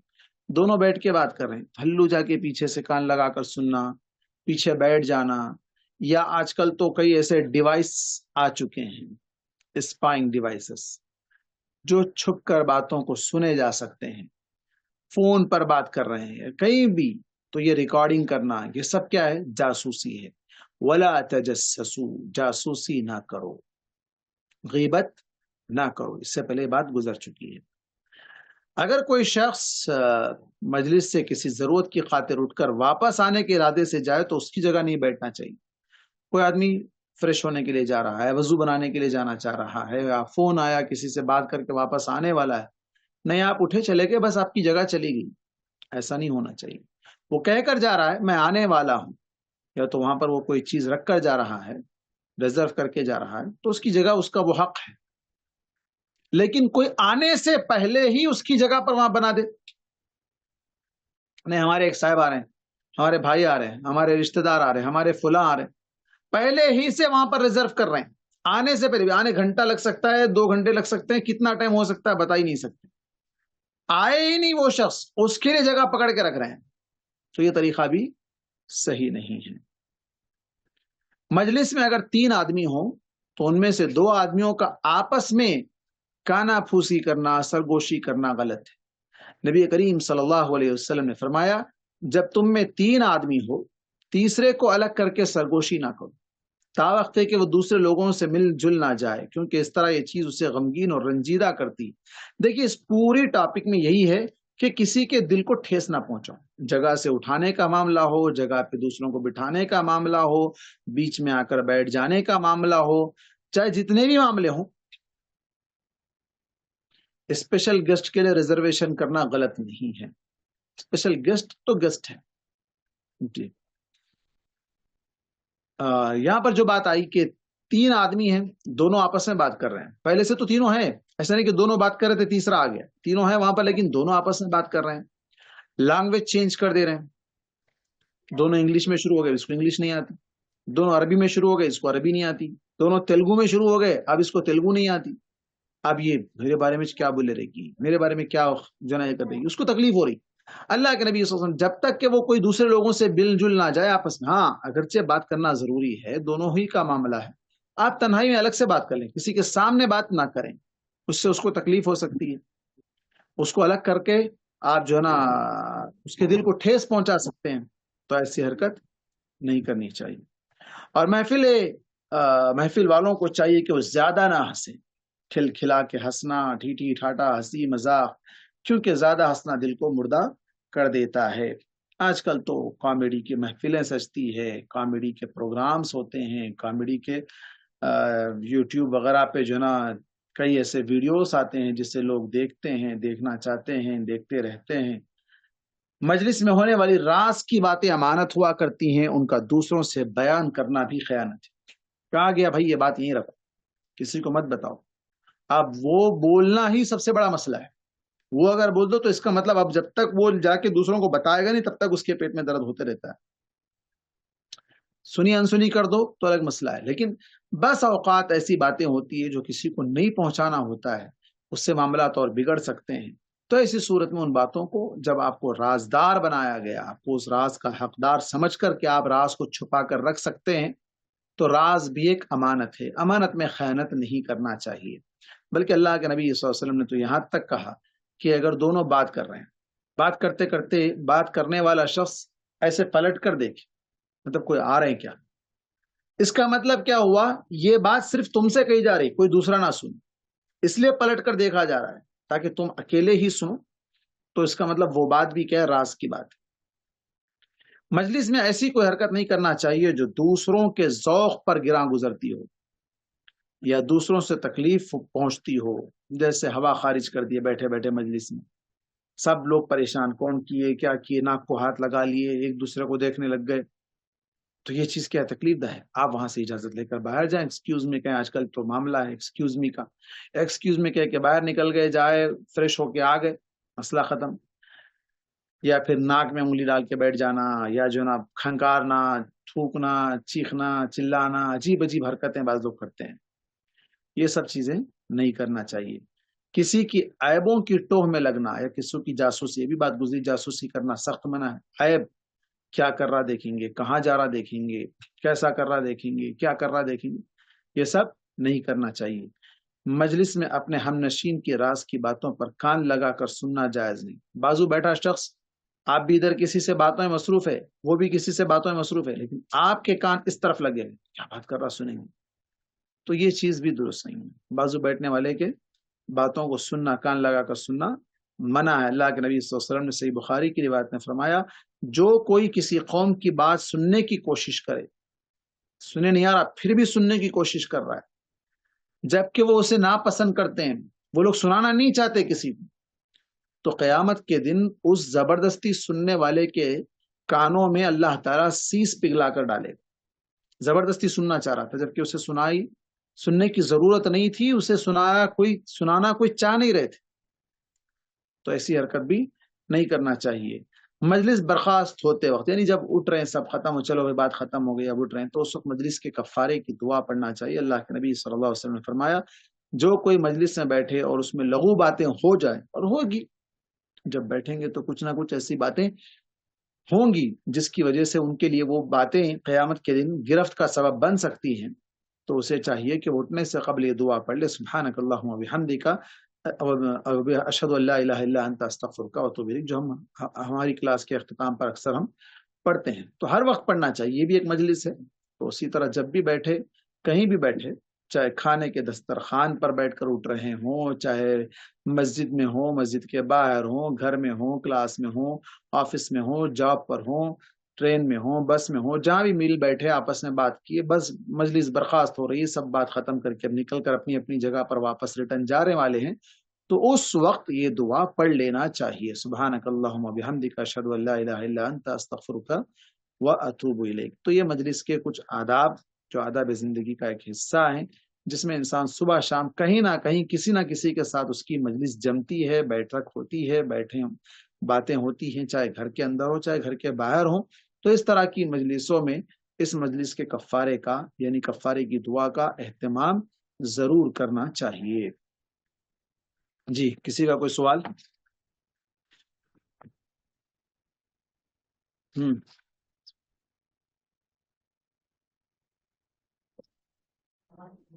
السلام علیکم بھائی، یہ نماز کے اوقات جو اخبار میں آتے یہی فالو کر سکتے نا ہم؟ نماز کے اوقات جو اخبار میں آتے، وہ اخبار کے اوقات اس میں دو اوقات آتے ہیں، ایک وقت آتا ہے اس کا اول وقت اور آخر وقت۔ اول وقت میں پھر بھی آپ فالو کر سکتے ہیں، آخر وقت پر نہیں۔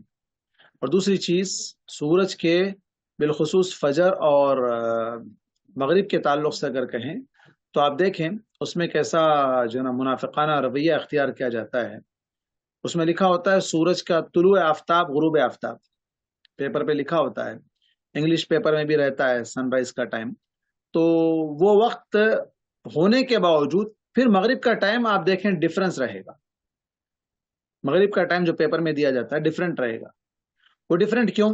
مسلک کی وجہ سے، 5 منٹ مسلک بتا دو، ہاں کیوں 5 منٹ کم نہیں، 5 منٹ بڑھ کے رہتا، 5 منٹ کم یہ رہتا سورج ڈوبنے کا، غروب آفتاب کا ٹائم مثال کے طور پر آج 5:51 ہے، 5:51 یا 5:57 ہے آج، اگر تو آپ دیکھیں مغرب کا وقت آگے بڑھا کے رکھتے 5 منٹ، 6:02، 6:03۔ یہ 5 منٹ کیوں انتظار؟ جب سورج غروب ہو رہا ہے 5:57 پر، مان لو 5:55 پر بھی اگر مان لو، تو 6 بجے مغرب کیوں؟ 5 منٹ کیا جا رہے ہیں، کہاں جا رہے ہیں یہ 5 منٹ؟ 5 منٹ میں کیا کچھ نہیں ہو سکتا ہے۔ نماز کا وقت وہاں شروع ہو رہا ہے، اسی وقت شروع ہو رہا ہے، پھر انتظار، احتیاط یہ ضروری نہیں ہے۔ اللہ کے نبی صلی اللہ علیہ وسلم نے جو کہا، بالخصوص یہ معاملہ رمضان میں بڑا پیچیدہ بن جاتا ہے، اس وقت افطار کے وقت، افطار کا وقت ہے، اللہ کے نبی صلی اللہ علیہ وسلم نے فرمایا لوگ اس وقت تک بھلائی پر رہیں گے جب تک کہ وہ افطار میں جلدی کریں گے۔ جلدی کرنے کا مطلب وقت سے پہلے نہیں، وقت ہوتے ہی کر لینا، یہ جلدی ہے۔ وقت سے پہلے کرنے والوں کے لیے تو وعید سنائی گئی، وقت ہوتے ہی انتظار کرنا جلدی نہیں بلکہ تاخیر ہے، اور تاخیر کرنے والے خیر سے محروم۔ جی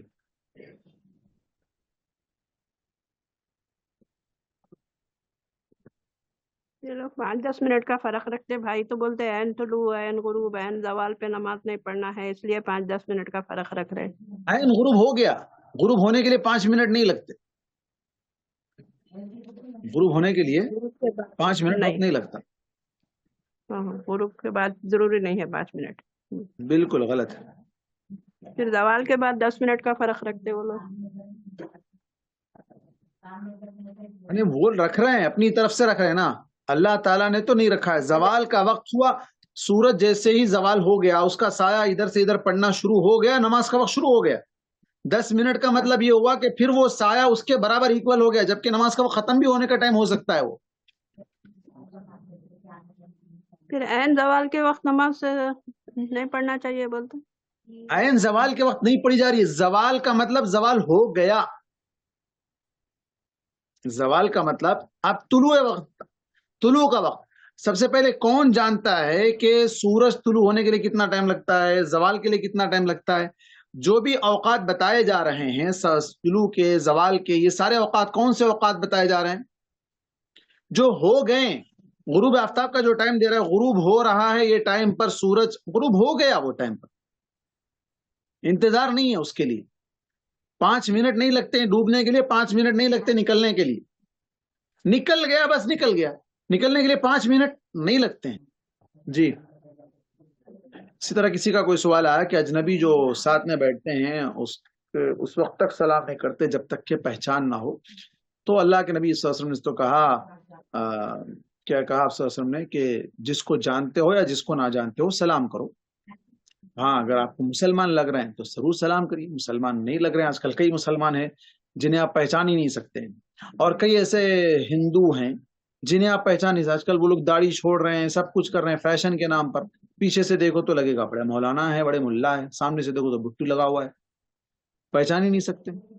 یہ الگ مسئلہ ہے جنہیں پہچان نہیں سکتے ہیں. جب پہچانتے ہیں کہ مسلمان ہیں، لفظ مسلمان ہے، جان پہچان ہونا ضروری نہیں ہے. وہ پہچان جس کے رشتہ یا کوئی جو نا دوستی یا کوئی جو نا لنک نکل آ جائے، اس وقت تک کا انتظار نہیں کرنا چاہیے، سلام کرنا چاہیے. جی بھائی سحری اور کچھ ختم ہوتے ہی فجر کا وقت شروع ہو جاتا. بالکل. اس کے سلسلے میں فجر کاذب، فجر صادق، فجر کاذب دو جو نا یہ فجر ہیں. فجر کاذب اس کے اندر کھانا حلال ہے، نماز نہیں پڑھنا. نماز نہیں پڑھنے سے مراد فجر نہیں پڑھنا ہے، ابھی فجر کا وقت شروع نہیں ہوا ہے. فجر صادق جہاں سے فجر کا وقت شروع ہو چکا ہے اس میں کھانا حرام ہے، مطلب سحری کا کھانا حرام ہے. روزے کی نیت سے کوئی شخص اس وقت سحری کا کھانا نہیں کھا سکتا ہے، نماز کا وقت شروع ہو چکا ہے. جیسے ہی وہ فجر صادق کا وقت شروع ہو گیا کھانا بند. اور کوئی سوال؟